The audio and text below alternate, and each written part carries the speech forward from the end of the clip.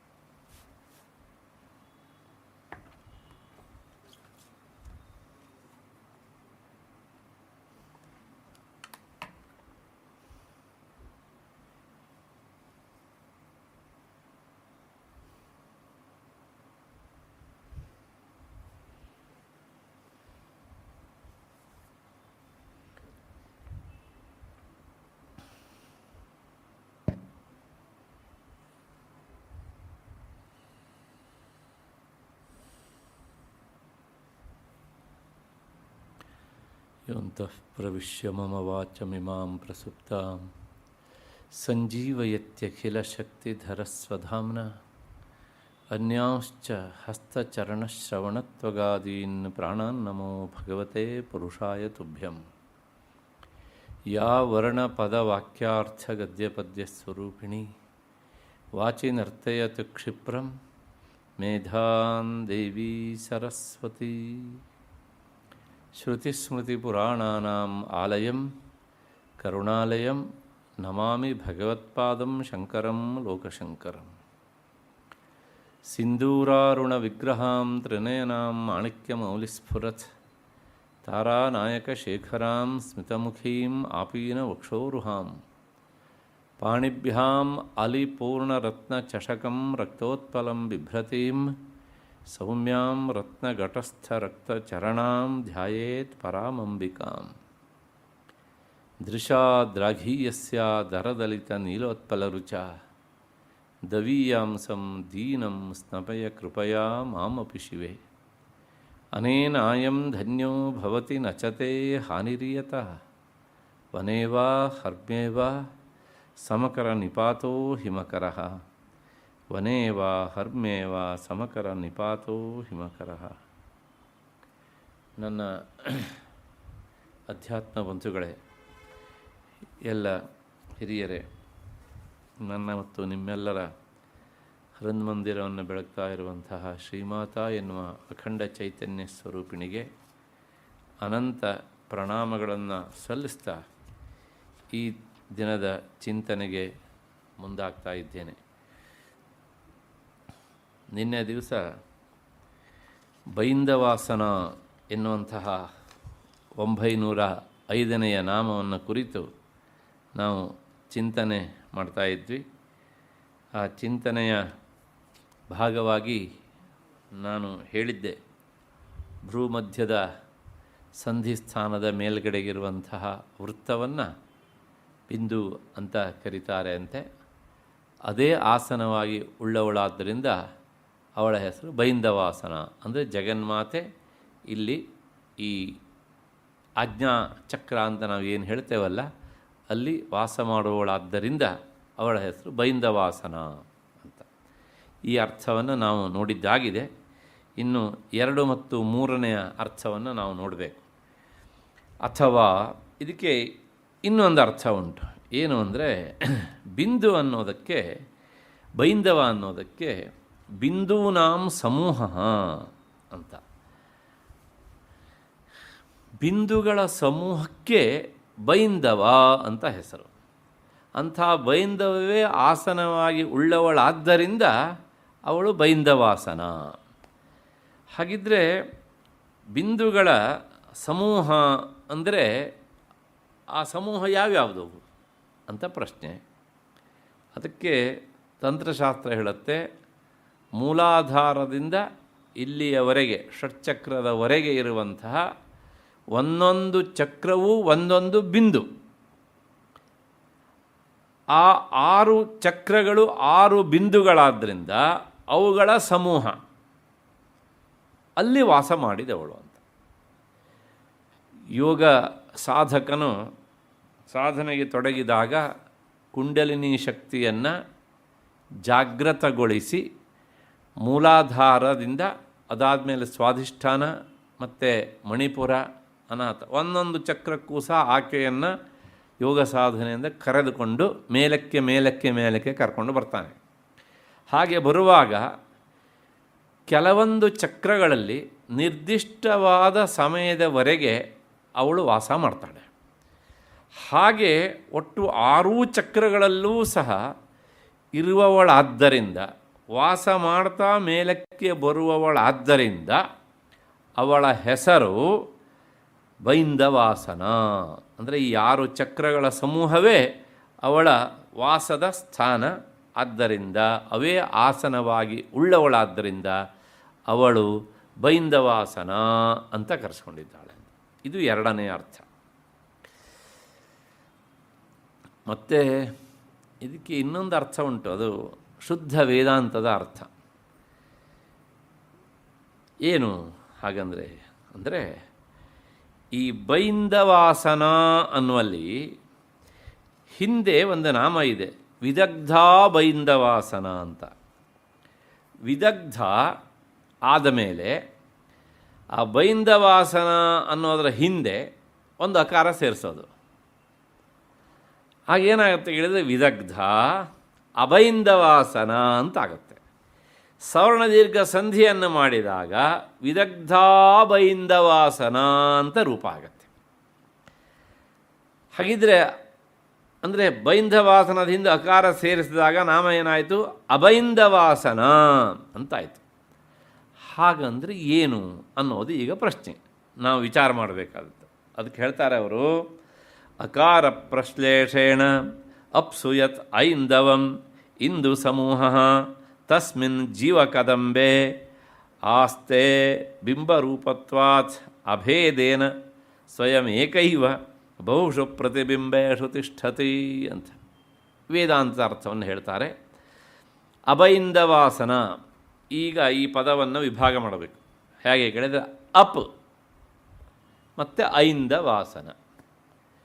ಸಂಸ್ಕೃತದ ಜಸ್ತ್ವ ಸಂಧಿಯ ನಿಯಮದ ಪ್ರಕಾರ ವರ್ಗದ ಪ್ರಥಮಾಕ್ಷರಕ್ಕೆ ಸ್ವರ ಅಥವಾ ಮೃದುವ್ಯಂಜನಗಳು ಪರವಾದಾಗ ಅದು ವರ್ಗದ 3ನೇ ಅಕ್ಷರವನ್ನು ಸ್ವೀಕಾರ ಮಾಡುತ್ತೆ. ಇದು ನಿಯಮ. ಅಪ್ ಅನ್ನುವಲ್ಲಿ ಪಕಾರ ಉಂಟು. ಪ ಎನ್ನುವುದು ಪ ವರ್ಗದ ಮೊದಲ ಅಕ್ಷರ. ಸ್ವಲ್ಪ ಸಂಸ್ಕೃತ ಹಿನ್ನೆಲೆ ಇದ್ದರೆ ಗೊತ್ತಾಗ್ತದೆ. ಮುಂದಿರುವಂತಹದ್ದು ಐಂದವಾಸನ ಅಂತ ಸ್ವರ ಇದೆ. ಆದ್ದರಿಂದ ಆ ಪಕಾರಕ್ಕೆ ಇವಾಗ ಆ ವರ್ಗದ 3ನೇ ಅಕ್ಷರ ಅಂದರೆ ಪ ಫ ಬ. ಬಕಾರ ಮಾಡಿದರೆ ಅಬ್ ಅಂತಾಯ್ತು. ಸೇರಿಸಿದರೆ ಅಬೈಂದವಾಸನ ಅಂತಾಯ್ತು. ಇದಕ್ಕೆ ಮೇಲ್ನೋಟದ ಅರ್ಥ ಏನಾಗುತ್ತೆ ಅಂದರೆ ಅವಳು ಬಿಂದುವನ್ನೇ ಆಸನವನ್ನಾಗಿ ಪಡೆದವಳಲ್ಲ ಅಂತ ಒಂದು ಅರ್ಥ ಆಗುತ್ತೆ. ಆ ಅರ್ಥ ಅಲ್ಲ. ಆದರೆ ಹಾಗಿದ್ರೆ ಏನು ಕೇಳಿದರೆ ಅಪ್ ಅಂದರೆ ನೀರು ಅಂತ ಅರ್ಥ. ಆ ನೀರು, ಆ ನೀರಿನಲ್ಲಿ ಐಂದವ ಅಂದರೆ ಇಂದುವಿನ ಸಮೂಹ, ಅದೇ ಐಂದವ. ಇಂದು ಅಂದರೆ ಚಂದ್ರ, ಅವನ ಸಮೂಹ ಅದೇ ಐಂದವ. ನೀರಿನಲ್ಲಿ ಚಂದ್ರನ ಸಮೂಹ ಯಾವಾಗ ಆಗತ್ತೆ ಕೇಳಿದರೆ, ನೀರಿನಲ್ಲಿ ಚಂದ್ರನ ಬಿಂಬ ಫಲಿಸಿದಾಗ, ಪ್ರತಿಬಿಂಬಗೊಂಡಾಗ ಆಗ ಬಹಳಷ್ಟು ಚಂದ್ರಬಿಂಬಗಳು ಕಾಣುತ್ತವೆ. ಒಂದು ಅರ್ಥ ಮಾಡಿಸೋದಕ್ಕೆ ಅಂತ ಉದಾಹರಣೆ ಕೊಡ್ತೇನೆ. ಇವತ್ತು ಹುಣ್ಣಿಮೆ. ಟೆರೇಸ್ ಮೇಲೆ ಹೋಗಿ ಒಂದು 5-6 ಪಾತ್ರೆಗಳಲ್ಲಿ ನೀರು ಹಾಕಿ ಇಡಿ. ಆಗ ಏನಾಗುತ್ತೆ ಕೇಳಿ, ಎಲ್ಲ ಪಾತ್ರೆಗಳಲ್ಲೂ ಸಹ ಚಂದ್ರನ ಪ್ರತಿಬಿಂಬ ಬೀಳತ್ತೆ. ಅಂದರೆ ಚಂದ್ರ ಕದಂಬ ಅಂದರೆ ಸಮುದಾಯ ಅಂತ ಅರ್ಥ. ಹಾಗೆ ಈ ಪ್ರತಿಬಿಂಬವೇ ತನಗೆ ಆಸನವಾಗಿ ಉಳ್ಳವಳು. ಅಂದರೆ ಅವಳು ಬಿಂಬ, ಪಾತ್ರೆಯಲ್ಲಿ ಪ್ರತಿಫಲನಗೊಂಡದ್ದು ಪ್ರತಿಬಿಂಬ. ಹೌದು ತಾನೆ? ಹೀಗೆ ಈ ಪ್ರತಿಬಿಂಬ ಯಾರು ಕೇಳಿದರೆ, ಜೀವಕೋಟಿಯಲ್ಲಿರುವ ನಾವೆಲ್ಲರೂ ಸಹ.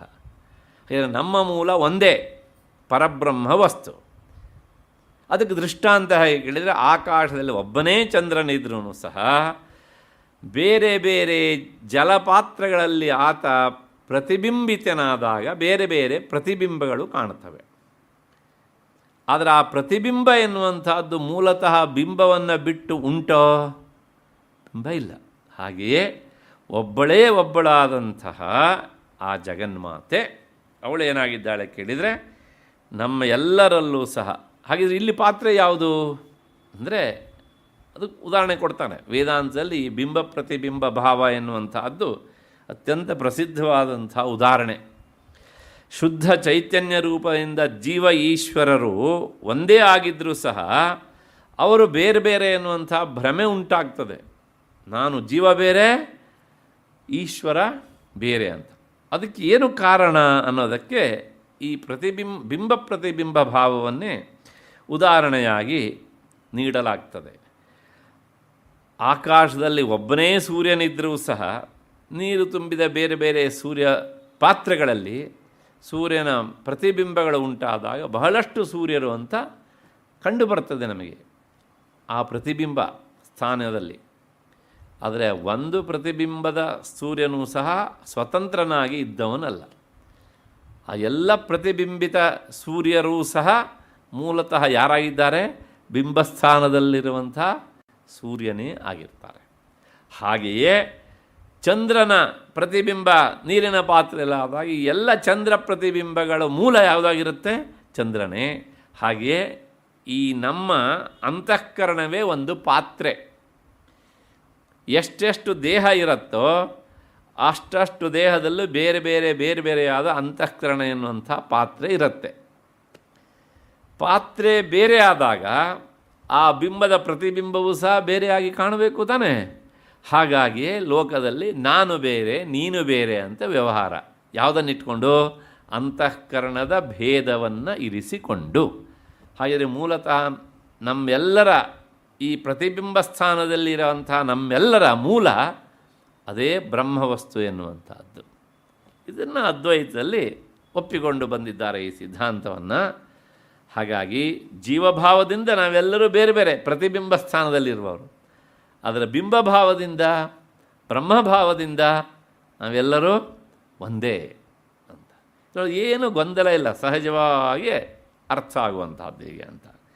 ಹಾಗೆ ಇಲ್ಲಿಯೂ ಸಹ ಒಬ್ಬಳಾದಂಥ ಜಗನ್ಮಾತೆ ಬೇರೆ ಬೇರೆ ಶರೀರಗಳಲ್ಲಿ, ಶರೀರ ಅಂದರೆ ದಯವಿಟ್ಟು ತಪ್ಪು ತಿಳ್ಕೊಳ್ಬಿಡಿ, ಇದು ಶರೀರವೇ, ಇದೂ ಶರೀರವೇ, ಇದೂ ಶರೀರವೇ, ಈ ಕೈಕಾಲುಗಳು ಶರೀರವೇ, ಇದಲ್ಲ. ಶರೀರಾಂತರ್ಗತವಾದ ಅಂತಃಕರಣ. ಅಂತಃಕರಣ ಅಂದರೆ ಮನಸ್ಸು, ಬುದ್ಧಿ, ಅಹಂಕಾರ, ಚಿತ್ತ, ಈ ನಾಲ್ಕರ ಸಮಷ್ಟಿಗೆ ಅಂತಃಕರಣ ಅಂತ ಹೆಸರು. ಈ ಅಂತಃಕರಣವೇ ಒಂದು ಜಲಪಾತ್ರ ಅಂತ ಅಂದ್ಕೊಳ್ಳಿ. ಯಾಕೆಂದರೆ ಆ ಬಿಂಬವನ್ನು ಹಿಡಿದು ತೋರಿಸುವ ಶಕ್ತಿ ಟೆರೇಸ್ ಮೇಲಿರುವಂಥ ಗೋಡೆಗಿಲ್ಲ, ಜಲಪಾತ್ರಕ್ಕೆ ಮಾತ್ರ ಉಂಟು. ಹೌದು ತಾನೇ? ಹಾಗೆಯೇ ಆ ಮೂಲ ರೂಪವನ್ನು ಹಿಡಿಯುವ ಶಕ್ತಿ ಯಾವುದಕ್ಕುಂಟು? ಅಂತಃಕರಣ ಎನ್ನುವಂತಹ ಈ ಪಾತ್ರಕ್ಕೆ ಮಾತ್ರ ಉಂಟು. ಅದರಿಂದ ಅಲ್ಲಿ ಪ್ರತಿಫಲನಗೊಂಡಿರ್ತದೆ. ಹಾಗೆ ಜಗನ್ಮಾತೆ ಒಬ್ಬಳೇ ಆದರೂ ಸಹ ಅಂತಃಕರಣ, ಶರೀರ ಅಂದರೆ ಅಂತಃಕರಣ ಅಂತ ಇಟ್ಕೊಂಡು ಹೇಳಬೇಕು. ಇಲ್ಲಿ ಬಿಂಬಸ್ಥಾನೀಯರಂಥ ಜಗನ್ಮಾತೆಯೇ ಜೀವಿಗಳ ಅಂತಃಕರಣಗಳಲ್ಲಿ ಪ್ರತಿಬಿಂಬ ರೂಪದಿಂದ ಇದ್ದಾಳೆ. ಆದ್ದರಿಂದ ಅವಳು ಅಭಯಿಂದ ವಾಸನ. ನೀರಿನ ಸಮುದಾಯದಲ್ಲಿ, ನೀರಿನ ಪಾತ್ರೆಗಳಲ್ಲಿ ಚಂದ್ರನ ಪ್ರತಿಬಿಂಬ ಇರುವ ಹಾಗೆ ಅವಳು ಪ್ರತಿಯೊಬ್ಬರ ಶರೀರ ಅಂದರೆ ಅಂತಃಕರಣದಲ್ಲಿ ತೋರಿ ಬರ್ತಾಳೆ. ಆದ್ದರಿಂದ ಪ್ರತಿಬಿಂಬದ ಮೂಲಕ ಅವಳು ಅಭಯಿಂದ ವಾಸನ ಅಂತ. ಇದು ಮೂರನೆಯ ಅರ್ಥ. ಇದಕ್ಕೆ ಮತ್ತೆ ಚಂದ್ರಿಕಾ ವ್ಯಾಖ್ಯಾನಕಾರ ಹೇಳ್ತಾರೆ, ಅವರು ಮೊದಲು ಹೇಳಿದ ಎರಡನೇ ಅರ್ಥವನ್ನೇ ದೃಢಗೊಳಿಸ್ತಾರೆ. ಇಲ್ಲಿ ಬಿಂಬ ಅಂದರೆ ಏನು ಅಂದರೆ, ಬಿಂದು ಅಂದರೆ ಏನು ಅಂದರೆ ಮೂಲಾಧಾರಾದಿ ಷಟ್ಕ. ಮೂಲಾಧಾರ, ಸ್ವಾಧಿಷ್ಠಾನ, ಮಣಿಪುರ, ಅನಾಹತ, ವಿಶುದ್ಧಿ, ಆಜ್ಞಾ. ಈ ಚಕ್ರಗಳು ಅವು ಜಗತ್ತಿನ ಉತ್ಪತ್ತಿ ಸ್ಥಿತಿ ಲಯಗಳಿಗೆ ಕಾರಣವಾದವುಗಳು ಮತ್ತು ಶಿವಶಕ್ತಿ ವಿಶೇಷಗಳು. ನಾವು ಹಿಂದೆಲ್ಲ ಇದನ್ನು ನೋಡ್ಕೊಂಡು ಬಂದಿದ್ದೇವೆ, ಹಾಗಾಗಿ ನಾನು ಅದನ್ನು ಹೆಚ್ಚು ವಿವರಿಸಲಿಕ್ಕೆ ಹೋಗೋದಿಲ್ಲ. ಇಂತಹ ಬಿಂದುಗಳ ಸಮೂಹವೇ ಬೈಂದವ, ಅದೇ ಆಸನವಾಗಿರುವವಳಾದ್ದರಿಂದ ದೇವಿ ಬೈಂದವಾಸನ ಎನ್ನುವಂಥದ್ದು ಅವರ ಮೊದಲ ವಿವರಣೆಯ ಅರ್ಥ. ಇನ್ನು ಎರಡನೆಯ ವಿವರಣೆ ಅರ್ಥ ನೇರವಾಗಿ ತಂತ್ರಶಾಸ್ತ್ರದ ಹಿನ್ನೆಲೆ ಯಂತ್ರವನ್ನು ಇರಿಸ್ಕೊಂಡು ಹೇಳ್ತಾರೆ. ನೀವು ಶ್ರೀಚಕ್ರವನ್ನು ನೋಡಿದಾಗ ಅದರೊಳಗೆ ಮಧ್ಯದಲ್ಲಿ, ತ್ರಿಕೋಣದ ಮಧ್ಯದಲ್ಲಿ ಒಂದು ಬಿಂದು ಇರುತ್ತದೆ, ಪಾಯಿಂಟ್. ಆ ಶ್ರೀಚಕ್ರದ ಮಧ್ಯದಲ್ಲಿರುವ ಬಿಂದುವೇ ಬೈಂದವ. ಅಲ್ಲಿ ವಾಸ ಮಾಡುವವಳಾದ್ದರಿಂದ ಅವಳು ಬೈಂದವಾಸನ. ನಾನು ಹಿಂದೆ ಹೇಳಿದ್ದೇನೆ, ಶ್ರೀಚಕ್ರದಲ್ಲಿ ಜಗನ್ಮಾತೆಯ ವಾಸಸ್ಥಾನ ಎಲ್ಲಿ ಅಂತ ಕೇಳಿದರೆ ಶ್ರೀಚಕ್ರ ಅವಳ ಮನೆ. ಮನೆ ಅಂದ ಮಾತ್ರಕ್ಕೆ ಮನೆಯಲ್ಲಿ ಎಲ್ಲೋ ಇಡೀ ಮನೆಯಲ್ಲಿ ಇರೋದಕ್ಕಾಗತ್ತಾ ನಾವು? ಒಂದು ನಿರ್ದಿಷ್ಟವಾದ ಜಾಗ ಬೇಕಲ್ವ, ಹೌದು ತಾನೆ? ಹಾಗೆಯೇ ಆ ನಿರ್ದಿಷ್ಟವಾದ ಜಾಗ ಯಾವುದು ಕೇಳಿದರೆ ತ್ರಿಕೋಣಾಂತರ್ಗತವಾದ ಬಿಂದುವೇ ಅವಳ ವಾಸಸ್ಥಾನ. ಅವಳ ವಾಸಸ್ಥಾನವೂ ಹೌದು, ಅವಳ ಪತಿಯ ವಾಸಸ್ಥಾನವೂ ಹೌದು. ಹಾಗೆ ಆ ಬಿಂದು ಎನ್ನುವಂಥದ್ದು ಶಿವಯರ ಐಕ್ಯವನ್ನು ಸಾರುವ ಕೇಂದ್ರ. ಆ ಬಿಂದುವಲ್ಲಿ ಅವಳು ವಾಸ ಮಾಡ್ತಾಳೆ, ಆದ್ದರಿಂದ ಅವಳು ಬೈಂದವಾಸನ ಅಂತ. ಇದು ತಂತ್ರಶಾಸ್ತ್ರದ ಹಿನ್ನೆಲೆಯಲ್ಲಿ ಯಂತ್ರವನ್ನು ಇರಿಸ್ಕೊಂಡು ಹೇಳಿದ್ದು. ನಾನು ನಿನ್ನೇನು ಹೇಳಿದ್ದೆ, ಈ ದೇಹವೇ ಒಂದು ಯಂತ್ರ ಅಥವಾ ಯಂತ್ರದ ಪ್ರತಿರೂಪವೇ ಈ ದೇಹ ಅಂತ. ಆ ಅರ್ಥವನ್ನು ಇಟ್ಕೊಂಡು ಹೇಳ್ತಾರೆ. ಇಲ್ಲೊಂದು ನಮ್ಮ ದೇಹದಲ್ಲೊಂದು ಶ್ರೀಚಕ್ರ ಉಂಟು, ಸಹಸ್ರಾರ. ಇಲ್ಲಿ ಅದರ ಮಧ್ಯದಲ್ಲಿ ಒಂದು ಬಿಂದು ಅಂತ ಕರೆಯುವಂಥ ಮೊಗ್ಗುಂಟು. ಸಹಸ್ರಾರ ಅಂದರೆ 1000 ದಳದ ಕಮಲ. ಕಮಲದ ಮಧ್ಯೆಯಲ್ಲಿ ಅದರ ಬಡ್, ಒಂದು ಮೊಗ್ಗು ಇದೆ. ಆ ಮೊಗ್ಗೆ ಬಿಂದು. ಪ್ರತಿಯೊಬ್ಬರ ಶಿರಸ್ಸಿನಲ್ಲೂ ಇರುತ್ತೆ ಅದು. ಯೋಗಿಗಳು ಅದನ್ನು ಅರಳಿಸಿಕೊಳ್ತಾರೆ, ಮಧ್ಯದಲ್ಲಿ ಜಗನ್ಮಾತೆಯನ್ನು ತಂದು ನಿಲ್ಲಿಸಿಕೊಳ್ತಾರೆ. ನಮ್ಮದೆಲ್ಲ ಅದಿದ್ದ ಹಾಗೇ ಇರುತ್ತೆ, ಉದುರೋಗುತ್ತೆ ಅಷ್ಟೇ ಹೀಗೆ ಅಂತ. ಅಷ್ಟು ಹಿನ್ನೆಲೆಯಲ್ಲಿ ಆ ಸಹಸ್ರದಳ ಕಮಲದ ನಡುವಿನ ಬಿಂದುವೇ ಬೈಂದವ. ಅಲ್ಲಿ ಇರುವವಳಾದ್ದರಿಂದ ಯಾವಾಗಲೂ ಇರೋದಿಲ್ಲ, ಬರ್ತಾಳೆ ಆವಾಗ ಪ್ರಯತ್ನ ಮಾಡುವವರ ಸಾಧನೆಗೆ ಒಲಿದು. ಮಹಿಮೂಲಾಧಾರೆ ಕಮಪಿ ಮಣಿಪೂರೇ ಹುತವಹಂ ಸ್ಥಿತಂ ಸ್ವಾಧಿಷ್ಠಾನೆ ಹೃದಿ ಮರುತಮಾಕಾಶಮುಪರಿ ಮನೋಪಿ ಭ್ರೂಮಧ್ಯೆ ಸಕಲಮಪಿ ಭಿತ್ವಾ ಕುಲಪಥಂ ಸಹಸ್ರಾರೇ ಪದ್ಮೆ ಸಹರಹಸಿ ಪತ್ಯಾ ವಿಹರಸೆ. ಸೌಂದರ್ಯ ಲಹರಿಯ 9ನೇ ಶ್ಲೋಕ. ಇಲ್ಲಿ ಆಕೆ ಬಂದು ಆ ಮೊಗ್ಗನ್ನು ಕಡಿದಾಗ ದೇಹದ ತುಂಬೆಲ್ಲ ಅಮೃತ ಸೇಚನವಾಗ್ತದೆ. ಅದೇ ಮೋಕ್ಷದ ಸ್ಥಿತಿ ಅಂತ ತಂತ್ರಶಾಸ್ತ್ರ ಮತ್ತು ಯೋಗಶಾಸ್ತ್ರಗಳು ಹೇಳ್ತವೆ. ಹಾಗೆ ಅಲ್ಲಿ ಬಂದು ಸಾಧಕರ ಸಾಧನೆಗೆ ಒಲಿದು ಬಂದು ವಾಸ ಮಾಡಿದಾಗ ಅದೇ ಅವಳಿಗೆ ಬೈಂದವಾಸನ. ಅಷ್ಟು ಹಿನ್ನೆಲೆಯಲ್ಲಿ ಈ ನಾಮದ ವಿವರಣೆ ಆಯಿತು ಅಂತ ಅಂದ್ಕೊಳ್ಳೋಣ. ಮುಂದೆ ತತ್ವಾಧಿಕ ಎನ್ನುವಂಥ 906ನೆಯ ನಾಮ. ತತ್ವಗಳನ್ನು ಮೀರಿರುವವಳು ಅಂದರೆ ತತ್ವಕ್ಕಿಂತ ಅಧಿಕವಾಗಿರುವವಳು ಅನ್ನೋದು ಅದರ ಯಥಾರ್ಥವಾದ ಅರ್ಥ. ಹಾಗಂದ್ರೆ ಏನು? ತತ್ವ ಅಂದರೆ ಏನು ಅಂತ ಪ್ರಶ್ನೆ. ಇದಕ್ಕೆ 2 ತರಹದ ಅರ್ಥಗಳಿವೆ. ಆದರೆ ಇಲ್ಲಿ ತಂತ್ರಶಾಸ್ತ್ರದ ಹಿನ್ನೆಲೆಯಲ್ಲಿ ಮೊದಲು ಒಂದು ಅರ್ಥವನ್ನು ಹೇಳ್ತಾರೆ. ಪ್ರಳಯ ಕಾಲದವರೆಗೂ ಸಹ ಯಾವ ವಸ್ತುಗಳು ಸ್ಥಾಯಿಯಾಗಿ ಇರ್ತವೋ ಅಂತಹ ವಸ್ತುಗಳನ್ನು ಇಲ್ಲಿ ತತ್ವ ಅಂತ ಕರೆಯಲಾಗಿದೆ. ಹಾಗೆ ಒಟ್ಟು ಆ ತತ್ವಗಳು ಎಷ್ಟು ಅಂದರೆ ಒಟ್ಟು 36 ಅಂತ ಅದನ್ನು ಲೆಕ್ಕ ಹಾಕಿ ಹೇಳ್ತಾರೆ. ಈ 36 ತತ್ವಗಳು ಪ್ರಳಯ ಕಾಲದವರೆಗೂ ಇರ್ತವೆ. ಹಿಂದೆ ಇದು ಬಂದಿತ್ತು ಬಹಳಷ್ಟು ಸಲ ಈ ನಾಮದ ವಿಚಾರವಾಗಿ, ಅಲ್ಲೆಲ್ಲ ಹೇಳಿದ್ದೇನೆ. ಆದರೂ ಸಹ ಮುಂದಿನ ನಾಮದಲ್ಲಿ ಮತ್ತೆ ಇದನ್ನು ಹೇಳ್ತೇನೆ, ಒಟ್ಟು 36 ತತ್ವಗಳು ಯಾವುವು ಅಂತ. ಒಟ್ಟಾರೆ ಈ 36 ತತ್ವಗಳು ಪ್ರಳಯ ಕಾಲದವರೆಗೂ ಶಾಶ್ವತವಾಗಿ ಉಳಿಯೋದಾದ್ದರಿಂದ ಅವನ್ನು ತತ್ವ ಅಂತ ಕರೆದಿದ್ದಾರೆ. ಪ್ರಳಯ ಕಾಲದಲ್ಲಿ ಇವು ಇರೋದಿಲ್ಲ. ಆಗ ಇರುವವಳು ಯಾರು ಕೇಳಿದರೆ ಜಗನ್ಮಾತೆ ಮಾತ್ರ. ಆದ್ದರಿಂದ ಈ ತತ್ವಗಳಿಗಿಂತ ಅವಳೇನಾದ್ಲು ಅಧಿಕ ಅಷ್ಟೇ, ಅಂದರೆ ಅವಸ್ಥಾನದ ಸ್ಥಿತಿಯಲ್ಲಿ. ಇದನ್ನು ತಂತ್ರಶಾಸ್ತ್ರದಲ್ಲಿ ವಿವರಿಸಿ ಹೇಳ್ತಾರೆ. ಆಪ್ರಲಯಂ ಯತ್ತಿಷ್ಠತಿ ಸರ್ವೇಷು ಭೋಗದಾಯಿ ಭೂತಾನಾಂ ತತ್ತತ್ವಮತಿ ಪ್ರೋಕ್ತಂ ತತ್ತತ್ವಮಿತಿ ಪ್ರೋಕ್ತಂ ನ ಶರೀರ ಘಟಾದಿ ತತ್ವಮತಃ ಅಂತ. ಯಾವ ವಸ್ತು ಸಕಲ ಭೂತಗಳಿಗೂ ಸುಖಾನುಭವವನ್ನು ನೀಡ್ತಾ ಪ್ರಳಯ ಕಾಲದವರೆಗೂ ಸಹ ಶಾಶ್ವತವಾಗಿರುತ್ತದೆಯೋ, ಇಲ್ಲಿ ಶಾಶ್ವತ ಅನ್ನೋದಕ್ಕಷ್ಟೇ ಅರ್ಥ. ಪ್ರಳಯ ಕಾಲದವರೆಗೆ ಇರುವುದೇ ಅದರ ಶಾಶ್ವತತೆ ಅಷ್ಟೇ, ಹೊರತು ಈ ಘಟಪಟಾದಿ ಶರೀರಗಳು ಅಲ್ಲ. ಒಂದು ಮಡಿಕೆ ಮಾಡಿದ್ರು, ಆ ಮಡಿಕೆ ಎಷ್ಟು ದಿವಸ ಇರ್ತದೆ ಕೇಳಿದ್ರೆ ಒಡೆದೋಗೋ ತನಕ ಇರ್ತದೆ ಅಷ್ಟೇ. ಪ್ರಳಯ ಕಾಲದವರೆಗೂ ಅದು ಇರ್ತದೆಯಾ? ಇಲ್ಲ.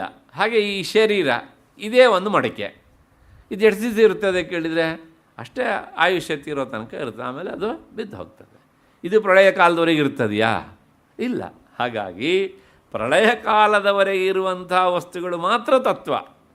ಅಲ್ಲಿಯವರೆಗೆ ಇಲ್ಲದೆ ಇರುವಂಥ ಈ ಘಟಪಟಾದಿಗಳು ಶರೀರ ಇವ್ಯಾವೂ ಸಹ ಆ ತತ್ವಗಳ ಗುಂಪಿಗೆ ಸೇರುವುದಿಲ್ಲ.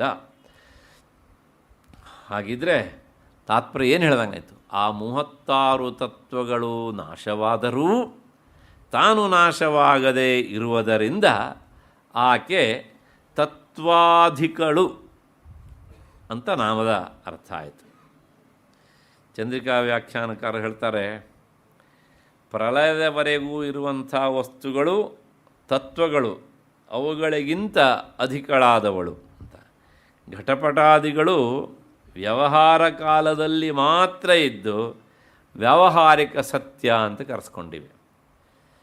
ವ್ಯಾವಹಾರಿಕ ಸತ್ಯ ಅಂತ ಒಂದು ಶಬ್ದ ಬಂತು ಇಲ್ಲಿ. ಸತ್ಯಕ್ಕೆ 3 ರೂಪ. ಹಿಂದೆ ತುಂಬ ಸಲ ಹೇಳಿದ್ದೇನೆ ನಾನು, ಇದೆಲ್ಲ ವೇದಾಂತ ವಿಚಾರ. ಆದರೂ ಸಹ ಆ ವೇದಾಂತ ವಿಚಾರ ನೆನಪಿರೋದಕ್ಕಿಂತ ಮರೆತು ಹೋಗೋದೇ ಹೆಚ್ಚು. ಹಾಗಾಗಿ ಇನ್ನೊಮ್ಮೆ ಅದನ್ನು ಹೇಳಿಬಿಡ್ತೇನೆ. ಈಗ ಸತ್ಯಕ್ಕೆ 3 ರೂಪಗಳು. ಮೊದಲನೇದು ಪ್ರಾತಿಭಾಸಿಕ ಸತ್ಯ.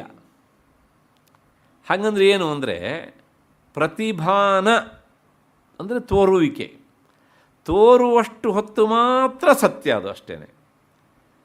ಆಮೇಲೆ ಅದು ಸತ್ಯ ಅಲ್ಲ. ಎಲ್ಲಿ ಉದಾಹರಣೆ ಅಂದರೆ, ಸಮುದ್ರ ತೀರಕ್ಕೆ ಹೋದಾಗ ನಮಗಲ್ಲಿ ಸಾಕಷ್ಟು ಕಪ್ಪೆ ಚಿಪ್ಪುಗಳು ಕಣ್ಣಿಗೆ ಬೀಳುತ್ತವೆ. ಆ ಕಪ್ಪೆ ಚಿಪ್ಪುಗಳ ಒಳಗೆ ರಜತ ಅಂದರೆ ಬೆಳ್ಳಿ ಹಾಗೆ ಪಳ ಅಂತ ಹೊಳೆಯುವಂತಹದ್ದು ಕಾಣುತ್ತದೆ. ಇದು ಕಪ್ಪೆ ಚಿಪ್ಪು ಬೆಳ್ಳಿ ಅಲ್ಲ ಅಂತ ಗೊತ್ತಿಲ್ಲದೆ ಇರುವವನು ಏನು ಮಾಡ್ತಾನೆ ಅಂತ ಕೇಳಿದರೆ ಅವುಗಳನ್ನು ಆಯ್ಕೆ ಮಾಡ್ಕೊಳ್ತಾನೆ. ಅವನಿಗದು ಸತ್ಯ, ಯಾಕೆಂದರೆ ಅವನಿಗೆ ಅದು ಬೆಳ್ಳಿ ಅಲ್ಲ ಅಂತ ಗೊತ್ತಿಲ್ಲ. ಹಾಗಿದ್ರೆ ಅದು ಬೆಳ್ಳಿ ಅಲ್ವೋ ಅಂತ ಕೇಳಿದರೆ ಅದೇ ಕಣ್ಣಿಗೆ ಕಾಣುವಷ್ಟೊತ್ತು ಮಾತ್ರ, ಅದ್ರ ಜ್ಞಾನ ಆಗುವಷ್ಟೊತ್ತು ಮಾತ್ರ ಅದು ಸತ್ಯ. ಅದು ಸತ್ಯವೇ ಆದದ್ದಿದ್ದರೆ ನಿಜವಾಗಿಯೂ ಅದನ್ನು ತಂದುಬಿಟ್ಟು ಹೆಣ್ಣುಮಕ್ಕಳು ಕಾಲಿಗೆ ಗೆಜ್ಜೆ ಮಾಡಿಸ್ಕೊಳ್ಬಹುದಿತ್ತು. ಸಾಧ್ಯ ಉಂಟಾ? ಇಲ್ಲ. ಹೌದು ತಾನೆ? ಅಥವಾ ಒಂದು ಬೆಳ್ಳಿದೆ ಒಂದು ಬ್ರಾಸ್ಲೆಟ್ ಮಾಡ್ಕೊಳ್ಬಹುದಿತ್ತು. ಆಗತ್ತಾ? ಇಲ್ಲ. ಹಾಗಿದ್ರೆ ಅದು ಎಷ್ಟೊತ್ತು ಸತ್ಯ ಕೇಳಿದರೆ ಇನ್ನೊಬ್ಬ ಹೇಳುವಷ್ಟೊತ್ತು ಸತ್ಯ. ಇದೇ ಪ್ರಾತಿಭಾಸಿಕ ಸತ್ಯ. ಹಾಗೆ ಮಬ್ಬು ಗತ್ತೆಯಲ್ಲಿ ಕಂಡಂತಹ ಹಗ್ಗದಲ್ಲಿ ಕಂಡ ಹಾವು, ಅದು ಎಷ್ಟೊತ್ತು ಸತ್ಯ ಕೇಳಿದರೆ ವಾಸ್ತವಿಕ ಹಗ್ಗ, ಅದರ ಕತ್ತಲೆಯಿಂದಾಗಿ ಏನಾಯಿತು ಕೇಳಿದರೆ ಅದು ಹಾವಾಗಿ ತೋರಿತು. ಅದು ಎಷ್ಟೊತ್ತು ಹಾವು ಕೇಳಿದರೆ ಯಾರೋ ಇನ್ನೊಬ್ಬ ಬಂದು ನಮಗೆ ಹೇಳುವಷ್ಟು ಹೊತ್ತು, ಅಥವಾ ಅದರ ಮೇಲೆ ಒಂದು ಬೆಳಕನ್ನು ಹಾಯಿಸಿ ಇದು ಹಾವಲ್ಲಪ್ಪ ಇದು ಹಗ್ಗ ಅಂತ ಹೇಳಿದಾಗ ತೋರ್ತಾ ಇದ್ದಂಥ ಹಾವು ಏನಾಯಿತು ಕೇಳಿದರೆ ಅದು ಹೊರಟೋಯ್ತು. ಎಲ್ಲಿಗೂ ಹೊರಟೋಯ್ತು. ಎಲ್ಲಿಂದ ಬಂದಿತ್ತೋ ಅಲ್ಲಿಗೂ ಹೋಯ್ತು. ಬಂದಿದ್ದು ಎಲ್ಲಿಂದ? ಹಗ್ಗದಿಂದ. ಅಂದರೆ ಹಗ್ಗವೇ ಹಾವಾಗಿ ತೋರಿತ್ತು. ಹಾಗಿದ್ರೆ ಹಾವಾಗಿ ತೋರಿದಷ್ಟು ಹೊತ್ತು ಅದು ಕಂಡವನಿಗೆ ಅದು ಸತ್ಯ ಹೌದಾ ಅಲ್ವೋ? ಅಷ್ಟೊತ್ತು ಸತ್ಯ. ಹಾಗಾಗಿ ಇದು ಪ್ರಾತಿಭಾಸಿಕ ಸತ್ಯ. ಅಂದರೆ ಇದು ಅತ್ಯಂತ ಅಲ್ಪ ಪ್ರಮಾಣದ ಸತ್ಯ. ಇನ್ನೂ ಹತ್ತಿರ ಬಂದು ಹೇಳಬೇಕು ಅಂದರೆ, ರಾತ್ರಿ ಮನಗಿದಾಗ ನಮಗೆ ಕನಸು ಬೀಳತ್ತೆ. ಏನು ಕೆಲಸ ಅಂತಿಂತ ಕನಸಲ್ಲ. ಇಲೆಕ್ಷನ್ ಆಯಿತು ಕರ್ನಾಟಕದ್ದು, ನಮ್ಮಲ್ಲೂ ಯಾರೋ ಒಬ್ಬರು ಕಂಟೆಸ್ಟ್ ಮಾಡಿದರು, ಭಾರಿ ಅದ್ಭುತವಾದ ಓಟು ಬಂತು ನಮಗೆ, ತಗೊಳ್ಳಿ ನಾವೇ ಮುಖ್ಯಮಂತ್ರಿ ಆಗಿಬಿಟ್ಟಿದ್ದೇವೆ. ಕನಸಪ್ಪ. ಆಡಳಿತೆಯನ್ನು ತುಂಬ ಚೆನ್ನಾಗಿ ಕೊಟ್ಟಿದ್ದೇವೆ. ಆದರೆ ಏನು ಮಾಡೋಣ, ಯಾರೋ ಒಬ್ಬ ಕೈಕಾಲು ಎಳೆದ, ಎಚ್ಚರ ಆಗೋಯ್ತು. ಈಗ ಮುಖ್ಯಮಂತ್ರಿಯಾ? ಹಾಗಿದ್ರೆ ಅವನು ಎಷ್ಟೊತ್ತು ಮುಖ್ಯಮಂತ್ರಿ ಕೇಳಿದರೆ, ಕನಸು ಕಾಣುವಷ್ಟು ಹೊತ್ತು ಮಾತ್ರ ಮುಖ್ಯಮಂತ್ರಿ. ಬೇರೆಯವರಿಗೆ ಅದು ಕಂಡಿದೆ ಬಿಟ್ಟಿದೆ, ಅವನಿಗೆ ಕಂಡಿದ್ದಂತೂ ಸತ್ಯ ತಾನೇ. ಅವನು ಮುಖ್ಯಮಂತ್ರಿಯಾಗಿ ಎಲ್ಲ ಗಾರ್ಡ್ಗಳ ಜೊತೆಗೆ ಎಲ್ಲ ಸಕಲ ಸೇಫ್ಟಿಗಳನ್ನು ಇಟ್ಕೊಂಡು ಮಜಾ ಮಾಡಿದ್ದು ಸುಳ್ಳ ಸತ್ಯವ? ಹೌದು ತಾನೆ. ಅವನಿಗೆ ಅನಿಸುತ್ತೆ, ಆಹಾ ಈ ಕನಸೇ ಒಂದು 3-4 ದಿವಸ ಕಂಟಿನ್ಯೂಸ್ ಆಗಿ ಬಿದ್ದರೆ ಚೆನ್ನಾಗಿರ್ತಿತ್ತು ಅಂತ. ಆದರೆ ಬೀಳತ್ತ? ಅದು ಬೀಳೋದಿಲ್ಲ, ಅದು ಬಿದ್ದು ಹೋಯ್ತು ಅಷ್ಟೇ. ಆದರೆ ಅವನು ಮುಖ್ಯಮಂತ್ರಿ ಅಲ್ಲ, ಆದರೆ ಕನಸು ಕಾಣುವಷ್ಟು ಹೊತ್ತು ಅವನು ಸತ್ಯ. ತಿರುಕನ ಪದ್ಯ ಅಂತ ಒಂದು ಪದ್ಯ ಇತ್ತು, ನಾವೆಲ್ಲ ಓದಬೇಕಿದ್ರೆ. ರಾಜನಾಗಿದ್ದವನು, ವಾಸ್ತವಿಕವಾಗಿ ಹಿ ವಾಸ್ ಎ ಬೆಗ್ಗರ್. ಧರ್ಮಶಾಲೆಯಲ್ಲಿ ಮನಗಿದ್ದ, ಕನಸು ಬಿತ್ತು. ಏನು ಕನಸು ಕೇಳಿದರೆ, ಆ ಊರಿನ ರಾಜನಿಗೆ ಮಕ್ಕಳಿರಲಿಲ್ಲ, ಒಬ್ಬಳು ಹೆಣ್ಣುಮಗಳು. ಉತ್ತರಾಧಿಕಾರಿ ಆಯ್ಕೆಗೋಸ್ಕರ ಆ ಪಟ್ಟದ ಆನೆಗೆ ಸೊಂಡಿಲಿಗೆ ಮಾಲೆಯನ್ನು ಹಾಕಿ ಕಳಿಸಿಕೊಟ್ರು. ಆ ಆನೆ ಬಂದು ಈ ಧರ್ಮಶಾಲೆಯಲ್ಲಿ ಮಲಗಿದಂಥ ಈ ಭಿಕ್ಷುಕನ ಕತ್ತಿಗೆ ಮಾಲೆ ಹಾಕ್ಬಿಡೋದ? ಮೊದಲೇ ಡಂಗುರ ಸಾರಿದ್ರು, ಈ ಮಾಲೆ ಯಾರ ಕತ್ತಿಗೆ ಮಾಲೆಯನ್ನು ಹಾಕತ್ತೋ ಅವನೇ ಮುಂದಿನ ಉತ್ತರಾಧಿಕಾರಿ ಅಂತ. ತೊಡರಿಸುವುದೋ ಅವಾಗೆ ಪಟ್ಟ, ಒಡೆಯರಾಗಿ ಮಾಡ್ತೇವೆಂದೋ ಬಿಟ್ಟರಲ್ಲಿಯೇ, ಒಡನೆ ತನ್ನ ಕೊರಳಿನಲ್ಲಿ ತೊಡರಿಸುವುದ ಕಂಡು ತಿರುಕ. ಹೇಳಿ ಕೇಳು ತಿರುಕ. ಆನೆ ಮಾಲೆ ಹಾಕ್ಬಿಡ್ತು. ತಕ್ಷಣ ರಾಜ ಸಿಬ್ಬಂದಿಗಳು ಬಂದರು. ಇವನು ಸ್ನಾನ ಮಾಡಿದೆಲ್ಲ ಎಷ್ಟು ವರ್ಷ ಆಗಿತ್ತು, ನಾವು ಸ್ನಾನ ಮಾಡಿಸಿದ್ರು. ಅದಕ್ಕೂ ಮೊದಲು ಇಲ್ಲಿನ ಗಡ್ಡ ಮೀಸೆ ಅದೆಲ್ಲ ಕಾನಾಗಿಬಿಟ್ಟಿತ್ತು. ಅದು ಅಡವಿ, ಅದನ್ನೆಲ್ಲ ಬೋಳಿಸಿ ಕ್ಷೌರ ಮಾಡಿಸಿ ಅವನಿಗೆ ಎಲ್ಲ ಸೆಂಟ್ ಗಿಂಟೆಲ್ಲ ಹಾಕಿ, ಆಮೇಲೆ ಕಿರೀಟ ಇಟ್ಟು ತಗೊಂಡು ಪಟ್ಟಾಭಿಷೇಕ ಚೆನ್ನಾಗಿ ಮಾಡಿ, ಮತ್ತು ರಾಜನ ಮಗಳನ್ನು ಕೊಟ್ಟು ಮದುವೆಯನ್ನು ಮಾಡಿ, ಇವತ್ತಿಂದ ನೀನು ಉತ್ತರಾಧಿಕಾರಿ ಅಂತ. ಮದುವೆನೂ ಆಯಿತು, ತಗೊಳ್ಳಿ. ಒಂದಿಷ್ಟು ಜನ ಮಕ್ಕಳು ಹುಟ್ಟಿದರು. ಅವರಿಗೆ ಮದುವೆ ಏನೇನು ಮಾಡಬೇಕು ಎಲ್ಲ ಮಾಡಿದ. ಇದ್ದಕ್ಕಿದ್ದ ಹಾಗೆ ಶತ್ರು ರಾಜ ಬಂದು ಅಟ್ಯಾಕ್ ಮಾಡಿಬಿಟ್ಟ. ಆ ಯುದ್ಧದಲ್ಲಿ ಆ ಶತ್ರುವಿನ ಜೊತೆ ಯುದ್ಧ ಮಾಡ್ತಾ ಇವನು ಬಲವಾಗಿ ಝಾಡಿಸಬೇಕು ಅಂತ ಅವನಿಗೆ ಒದ್ದ. ತಕ್ಷಣ ಎಚ್ಚರಾಗೋಯ್ತು. ಯಾಕೆಂದರೆ ಒದ್ದ ತಪ್ಪಿಗೆ ಇವನು ಕಾಲು ಹತ್ತಿರ ಇಟ್ಕೊಂಡಂಥ ಭಿಕ್ಷೆ ಬೀಳುವ ಪಾತ್ರೆಗೆ ಕಾಲು ತಾಗ್ಬಿಡ್ತು.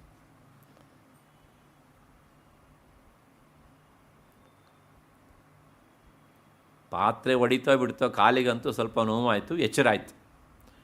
ನೋಡ್ತಾನೆ, ಎಲ್ಲಿದ್ದಾನೀಗ? ಅದೇ ಧರ್ಮಶಾಲೆಯ ನೆಲದ ಮೇಲೆ ಮಲಗಿದ್ದಾನೆ. ಹಾಗೆ ಇದಿಷ್ಟೊತ್ತವನು ಆ ರಾಜ್ಯದ ರಾಜ ಆಗಿದ್ದ, ಮೆರೆದಿದ್ದ.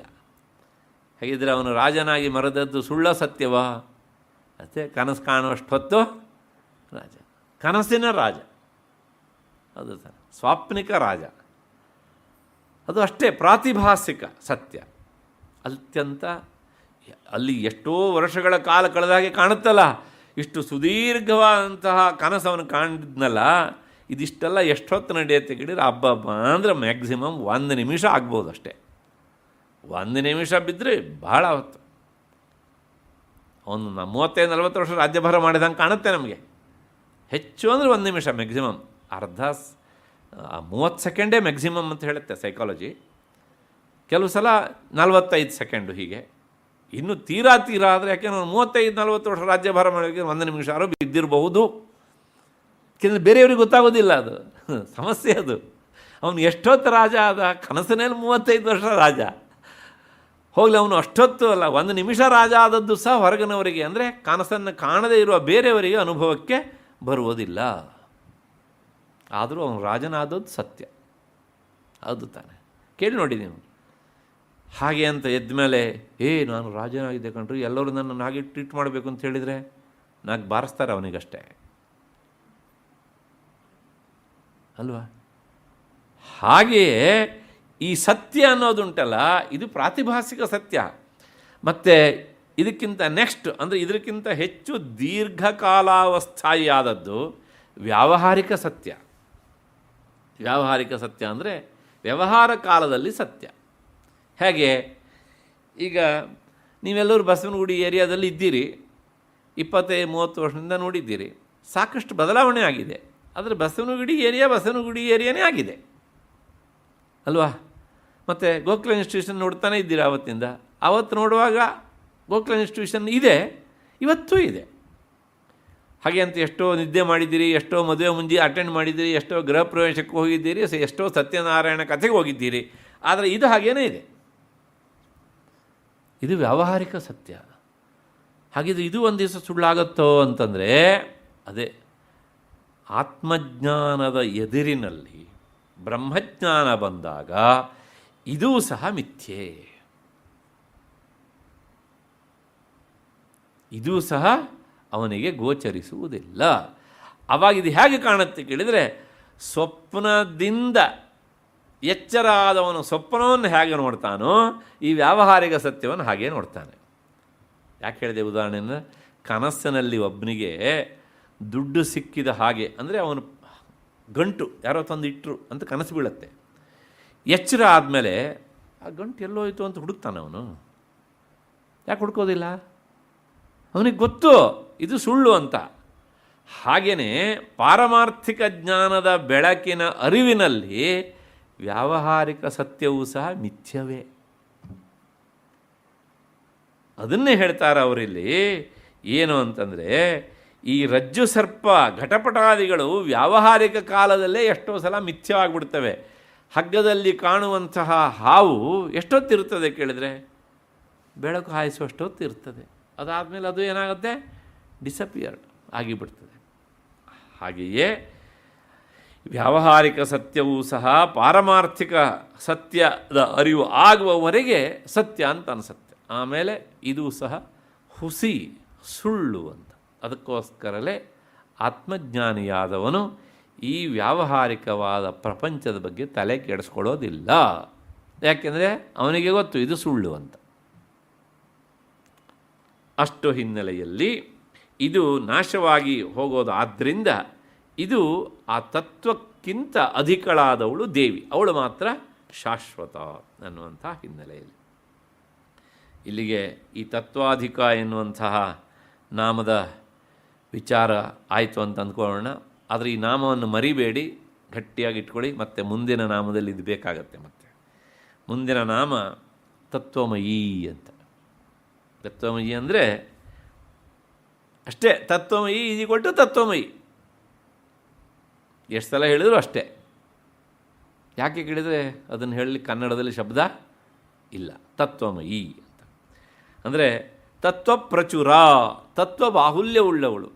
ತತ್ವಮಯಿ ಅಂದರೆ ಅರ್ಥ ಆಗಲಿಲ್ಲ, ಇನ್ನು ತತ್ವ ಪ್ರಚುರ ಅಂದರೆ ಏನು ಅರ್ಥ ಆಗ್ತದೆ? ಏನು ಅರ್ಥ ಆಗೋದಿಲ್ಲ. ಆದರೂ ಸಹ ನಮಗೆ ಅಷ್ಟನ್ನು ಹೇಳಲೇಬೇಕಾದ್ದು ಅನಿವಾರ್ಯ. ಇಲ್ಲಿ ಒಂದು ಮಾತನ್ನು ನಾನು ಹೇಳಿಬಿಡ್ತೇನೆ. ಹಿಂದೆ 425, 26, 27 ಈ 3 ನಾಮಗಳಾಗಿ ಇದೇ ನಾಮ ಬಂದಿತ್ತು. ಅಲ್ಲೇನು ಹೇಳಿದರು? ತತ್ ತ್ವಂ ಅಯಿ ಬಂದಿತ್ತು. ಬೇಕಾದರೆ ಪುಸ್ತಕ ಇದ್ದರೆ ತೆಗೆದು ನೋಡ್ಬೋದು ಯಾರಾದರೂ ಸಹ. ಅಲ್ಲಿ ತತ್ ತ್ವಂ ಅಯಿ ಅಂತ ಇದನ್ನು 3 ಬೇರೆ ಬೇರೆ ನಾಮಗಳಾಗಿ ಹೇಳಿತ್ತು. ಅಲ್ಲೂ ಸಹ ಸೇರಿಸಿದ್ರೆ ಏನಾಗ್ತಾ ಇತ್ತು? ತತ್ವಮಯಿ ಅಂತ ಆಗ್ತಿತ್ತು. ಇಲ್ಲೂ ತತ್ವಮಯಿ ಅಂತಿದೆ. ಹಾಗಿದ್ರೆ ಅಲ್ಲಿ ಯಾಕೆ ಹಾಗೆ ಬಿಡಿಸಿ 3 ಮಾಡಿ ಹೇಳೋದು ಕೇಳಿದರೆ, ಮುಂದೆ ತತ್ವಮಯಿ ಅಂತ ನಾಮ ಬರ್ತದೆ, ಇಲ್ಲೂ ಅದನ್ನು ಹಾಗೆ ಹೇಳಿದರೆ ನಾಮ ಪುನರುಕ್ತಿ ಆಗ್ತದೆ. ಆಗ ಪುನರುಕ್ತಿ ಆದಾಗ ಅದೊಂದು ದೋಷ. ಅದಕ್ಕೋಸ್ಕರ ಆ ಪುನರುಕ್ತಿ ದೋಷವನ್ನು ತಪ್ಪಿಸುವುದಕ್ಕೋಸ್ಕರ ಅಲ್ಲಿ ತತ್ ತ್ವಂ ಐ ಅಂತ 3 ನಾಮವಾಗಿ ಮಾಡಿದರು. ಇಲ್ಲಿ ಒಂದೇ ನಾಮ ತತ್ವಮಯಿ ಅಂತ. ಹಾಗಿದ್ದರೆ ಇದಕ್ಕೆ ಅರ್ಥ ಏನು ಅಂತಂದರೆ, ತತ್ ಅಂದರೆ ತತ್ ಶಿವತತ್ವಂ ತದಧಿಕಾ ಚಿನ್ಮಯಿ. ತತ್ ಅನ್ನೋದಕ್ಕೆ ತತ್ವಮಯಿ, ತತ್ ಅನ್ನೋದಕ್ಕೆ ಅರ್ಥ ಶಿವತತ್ವ. ಶಿವತತ್ವ ಅಂದರೆ ಪರಬ್ರಹ್ಮ ವಸ್ತು ಅಂತ ಅಂದ್ಕೊಳ್ಳಿ. ತದಧಿಕ ಅದಕ್ಕಿಂತ ಮಿಗಿಲಾದಂಥ ಚಿನ್ಮಯಿ ಜ್ಞಾನಸ್ವರೂಪಳು ಅಂತ. ಆದ್ದರಿಂದ ಅವಳು ತತ್ವಮಯಿ. ಇನ್ನೊಂದು ಅರ್ಥ, ತತ್ ಅಂದರೆ ಶಿವತತ್ವ, ತದಧಿಕ ಅಂದರೆ ಅದಕ್ಕಿಂತ ದೊಡ್ಡದು, ಮಿಗಿಲಾದದ್ದು ಅಂತ ಅರ್ಥ. ಹೇಗೆ ನೋಡಿ,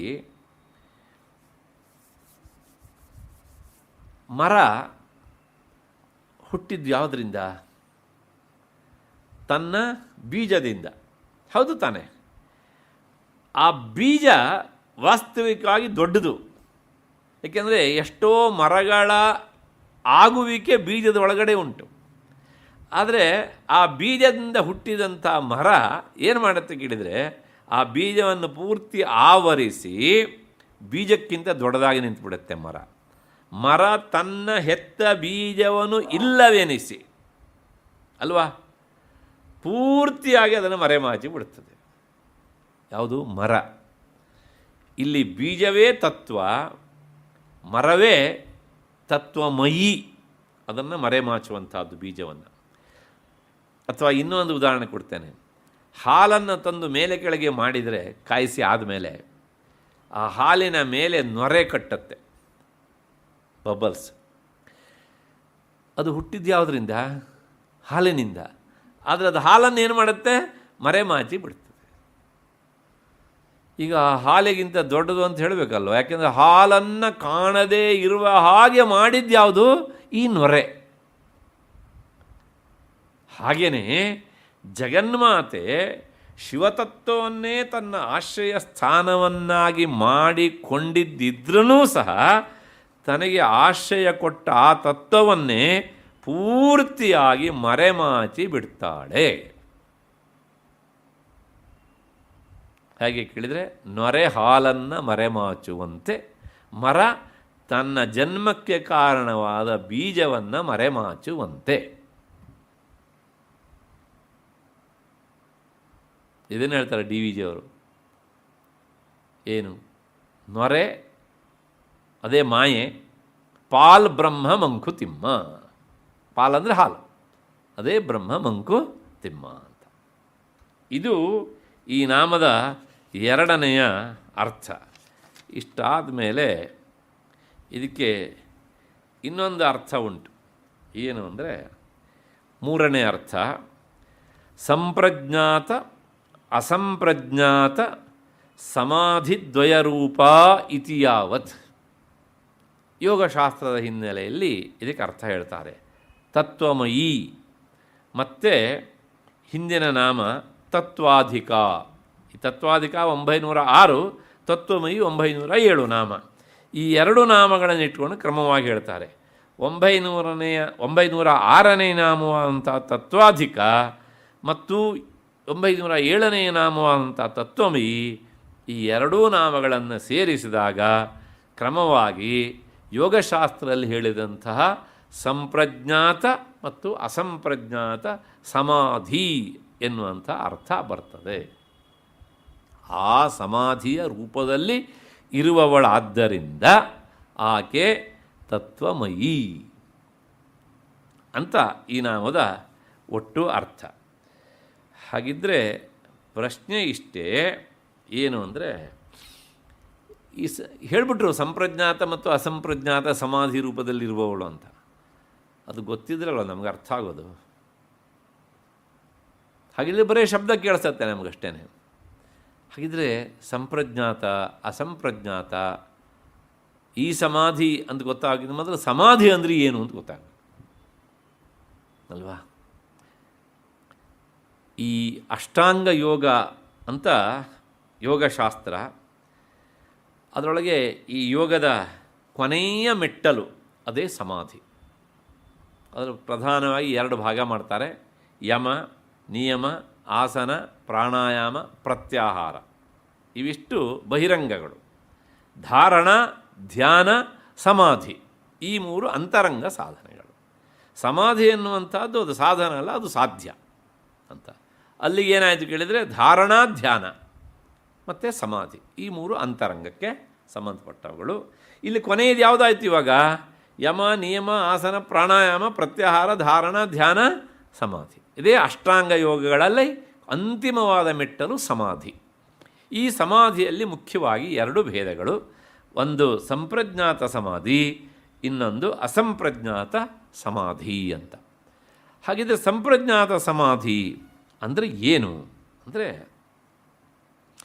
ಸಮ್ಯಕ್ ಪ್ರಕರ್ಷೇಣ ಜ್ಞಾತಃ ಭೇದ ಯತ್ರ ಅಂತ ಈ ಸಮಾಧಿಯ ವಿವರಣೆ. ಹಾಗಂದ್ರೆ ಏನು ಅಂದರೆ ನಮಗೆ ಒಂದು ವಸ್ತು ಅನುಭವಕ್ಕೆ ಬರಬೇಕಿದ್ರೆ ಅಲ್ಲಿ ಮೂರು ತ್ರಿಪುಟಿ ಇರಬೇಕು. ಈಗ ಉದಾಹರಣೆಗೆ ನೋಡಿ, ಇದೊಂದು ಸ್ಪೆಕ್ಸ್ ಬಾಕ್ಸ್. ಈ ಸ್ಪೆಕ್ಸ್ ಬಾಕ್ಸ್ ಅಂತ ನನಗೆ ಅನುಭವಕ್ಕೆ ಬರಬೇಕಿದ್ರೆ ಯಾವುದೇ ವಸ್ತು ನಮಗೆ ಅನುಭವಕ್ಕೆ ಬರೋ ಮೂರು ಇರಬೇಕು. ಅದರ ಹಿಂದೆ ಒಂದಿಷ್ಟು ಜ್ಞಾನ ಇರಬೇಕು. ಏನು?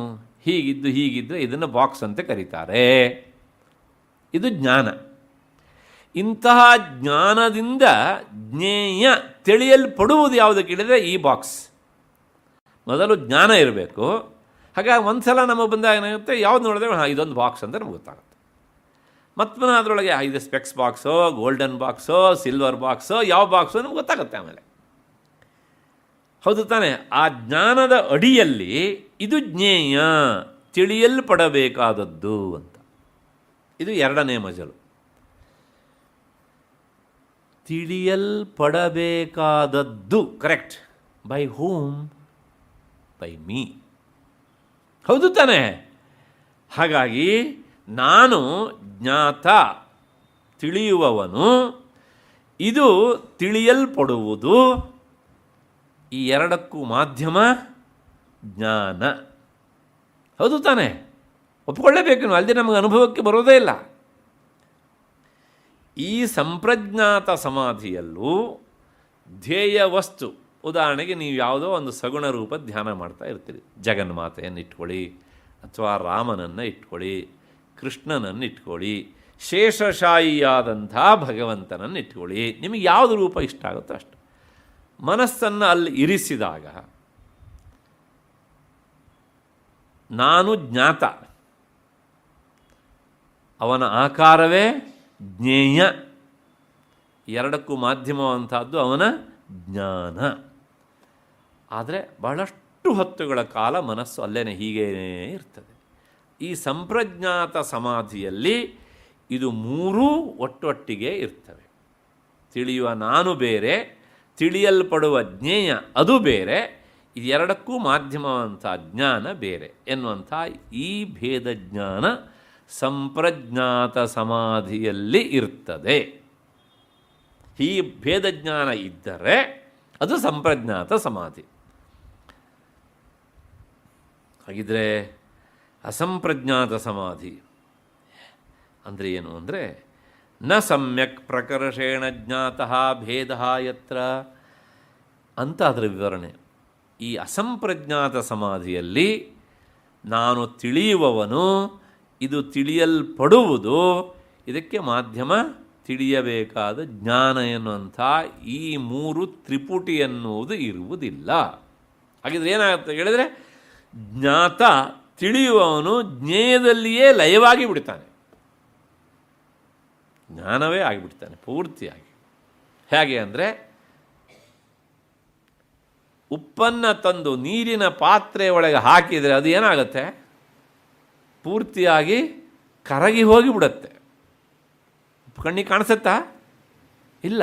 ಹಾಗೆಯೇ ಈ ಅಲ್ಲಿ ಜ್ಞಾತ ಎನ್ನುವಂಥವನು ಜ್ಞೇಯ ವಸ್ತುವಿಗಿಂತ ಬೇರೆಯಾಗಿ ಇರೋದಿಲ್ಲ. ಹಾಗೆ ಬೇರೆಯಾಗಿ ಇಲ್ಲದೇ ಇರುವುದೇ ಅಸಂಪ್ರಜ್ಞಾತ ಸಮಾಧಿಯ ಸ್ಥಿತಿ. ಹೀಗೆ ಸಮಾಧೀಯತೆ ಅಸ್ಮಿನ್ ಮನಃ ಜನೈಃ ಇತಿ ಸಮಾಧಿ.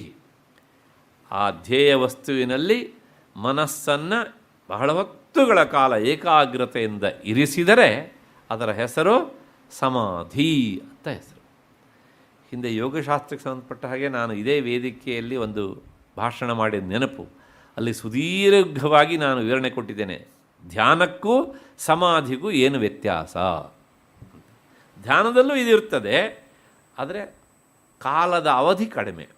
ಸಮಾಧಿಯಲ್ಲಿ ಏನಾಗುತ್ತೆ ಕೇಳಿದರೆ, ಅಸಂಪ್ರಜ್ಞಾತ ಸಮಾಧಿಯ ಸ್ಥಿತಿಯಲ್ಲಿದ್ದರೆ ಅವನಿಗೆ ತಾಸು, ಹೊತ್ತು, ಒಪ್ಪತ್ತು, ದಿನ ಹಾಗೆ ಮುಂದೆ ಸಾಧನೆ ಗಟ್ಟಿ ಆಗ್ತಾ ಆಗ್ತಾ ಹೋದ ಮೇಲೆ ವಾರಗಟ್ಟಲೆ ಯಾರು ಕೂತ್ಬಿಡ್ತಾರೆ.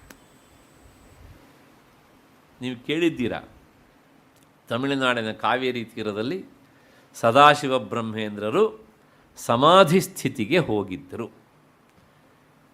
ಬಹಳ ಅತ್ಯಂತ ಪ್ರಕರ್ಷವಾದ ಸ್ಥಿತಿ. ಆ ಸಂದರ್ಭದಲ್ಲಿ ಮಳೆಗಾಲ ಪ್ರಾರಂಭವಾಗಿ ಪ್ರವಾಹ ಬಂದು ಅವರ ಮೇಲೆ, ಪ್ರವಾಹ ಹೊರದು ಹೋಯಿತು ಅಂದರೆ ಮರಳು ದಿನ್ನೆ ಬಂದುಬಿಡ್ತೆ ಅವ್ರ ಮೇಲೆ. ಆದರೆ ಅದು ಅವರಿಗೆ ಗೊತ್ತಾಗಲಿಲ್ಲ.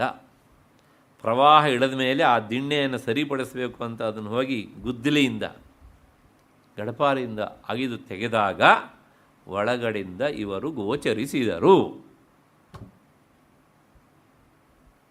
ಅವ್ರು ಹೇಗಿರ್ತಾರೆ ಅಸಂಪ್ರಜ್ಞಾತ ಸಮಾಧಿಯಲ್ಲಿ ಕೇಳಿದರೆ? ಕಟ್ಟಿಗೆ ತುಂಡಾಗಿರ್ತಾರೆ ಅಷ್ಟೇ. ಏಕೆಂದರೆ ಅದು ಆನಂದದ ಅನುಭೂತಿ. ನಿಮಗೊಂದು ಉದಾಹರಣೆ ಕೊಡ್ತೇನೆ. ಇಲ್ಲೊಂದು ಕಲ್ಲು ಸಕ್ಕರೆ ತುಂಡಿದೆ, ಇಲ್ಲೊಂದು ಇರುವೆ ಇದೆ. ಆ ಇರುವೆ ಬಂದು ಏನು ಮಾಡುತ್ತೆ ಕೇಳಿದರೆ, ಕಲ್ಲು ಸಕ್ಕರೆಯನ್ನು ಹೀಗೆ ಕಚ್ಚತ್ತೆ, ನೆಕ್ಕತ್ತೆ, ಆಸ್ವಾದನೆ ಮಾಡುತ್ತೆ. ನೀವು ಆ ಇರುವೆಯನ್ನು ಸ್ವಲ್ಪ ಹೀಗೆ ಎಳಿರಿ ಹಿಂದಕ್ಕೆ, ಮತ್ತೆ ಹೋಗಿ ಏನು ಮಾಡುತ್ತೆ, ಅದು ಅದನ್ನೇ ಅಂಟಿಸಿಕೊಳ್ಳುತ್ತೆ. ಕೊನೆಗೆ ಏನು ಮಾಡಿದ್ರೆ ಕೇಳಿ, ಅದರ ದೇಹದ ಒಂದು ಭಾಗ ನೀವು ಕಿತ್ತು ತೆಗೆದರೂ ಸಹ ಅದು ಅದನ್ನು ಬಿಡೋದಿಲ್ಲ. ನೋಡಿ ಬೇಕಾರೆ ಹೌದಲ್ವ ಅಂತ. ಒಂದು ಸಣ್ಣ ಕಾಲ ಅಥವಾ ಇನ್ಯಾವುದೋ ಒಂದು ಅಂಗಾಂಗ ಕಿತ್ತು ಬಂದುಬಿಡುತ್ತೆ. ಅಷ್ಟಾದರೂ ಸಹ ಅದು ಅದನ್ನು ಬಿಡೋದಿಲ್ಲ. ಅಥವಾ ಬೆಲ್ಲ, ಯಾಕೆ? ಆ ಆಸ್ವಾದನೆ, ಆ ಸುಖ. ಹಾಗೆಯೇ ಯೋಗಿಯಾದವನು ಆ ಅಸಂಪ್ರಜ್ಞಾತ ಸಮಾಧಿಯಲ್ಲಿ ಈ ರೀತಿಯಾಗಿ ಅನುಭವಿಸ್ತಾ ಇರ್ತಾನೆ ಅನ್ನೋದನ್ನು ಈ ತತ್ವಮಯಿ ಎನ್ನುವಂಥ ನಾಮ ಹೇಳುತ್ತೆ. ಪೂರ್ತಿ ತತ್ವಸ್ವರೂಪಳೆ ಆಗಿ ಬಿಡ್ತಾರೆ ಯಾರು? ಯೋಗಿಗಳು ಎನ್ನುವಂಥದ್ದು. ಇಷ್ಟು ಹಿನ್ನೆಲೆಯಲ್ಲಿ ಈ 906ನೇ ನಾಮ ತತ್ವಾಧಿಕ ಸಂಪ್ರಜ್ಞಾತ ಸಮಾಧಿ, ಮತ್ತು 7ನೇದು 907 ಅಸಂಪ್ರಜ್ಞಾತ ಸಮಾಧಿಯ ಸ್ಥಿತಿಯನ್ನು ಹೇಳುತ್ತೆ ಅಂತ ಈ 3ನೆಯ ವಿವರಣೆಯ ಅರ್ಥ. 3ನೇ ವಿವರಣೆ 2, ಸಂಪ್ರಜ್ಞಾತ ಮತ್ತು ಅಸಂಪ್ರಜ್ಞಾತ ಸಮಾಧಿ. ಇಷ್ಟಾದರೂ ನಮಗೆ ಅನುಭವಕ್ಕೆ ಬರೋದಿಲ್ಲ ಅಸಂಪ್ರಜ್ಞಾತ ಸಮಾಧಿ ಸ್ಥಿತಿಯಲ್ಲಿ. ನಾನು ನಿನ್ನೆ ಒಂದು ಈ ಮಕ್ಕಳ ಆಟಿಕೆಯ ಉದಾಹರಣೆಯಾಗಿ ಪ್ಲಾಸ್ಟಿಕ್ಕಿನ ಕುದುರೆ, ಹುಲಿ, ಆನೆ ಎಲ್ಲ ದೃಷ್ಟಾಂತ ಕೊಟ್ಟಿದ್ದೆ. ಅಸಂಪ್ರಜ್ಞಾತ ಸಮಾಧಿಯನ್ನು ವರ್ಣನೆ ಮಾಡೋದಕ್ಕೆ ಈಗ ಅದೇ ಇನ್ನೊಂದು ಉದಾಹರಣೆ ಕೊಡ್ತೇನೆ. ಈ ಮರದ ಬೇರೆ ಬೇರೆ ಥರದ ಡಿಸೈನ್ಗಳೆಲ್ಲ ಮಾಡಿರ್ತಾರಲ್ಲ, ಅಲ್ಲಿ ಹೋದಾಗ ನೀವೊಂದು ಮರದ ಡಿಸೈನ್ ತಂದ್ರಿ, ಆನೆಯ ಕೆತ್ತನೆ ಮಾಡಿದಂಥ ಒಂದು ಹಲಗೆ ತಂದ್ರಿ ಮನೆಗೆ.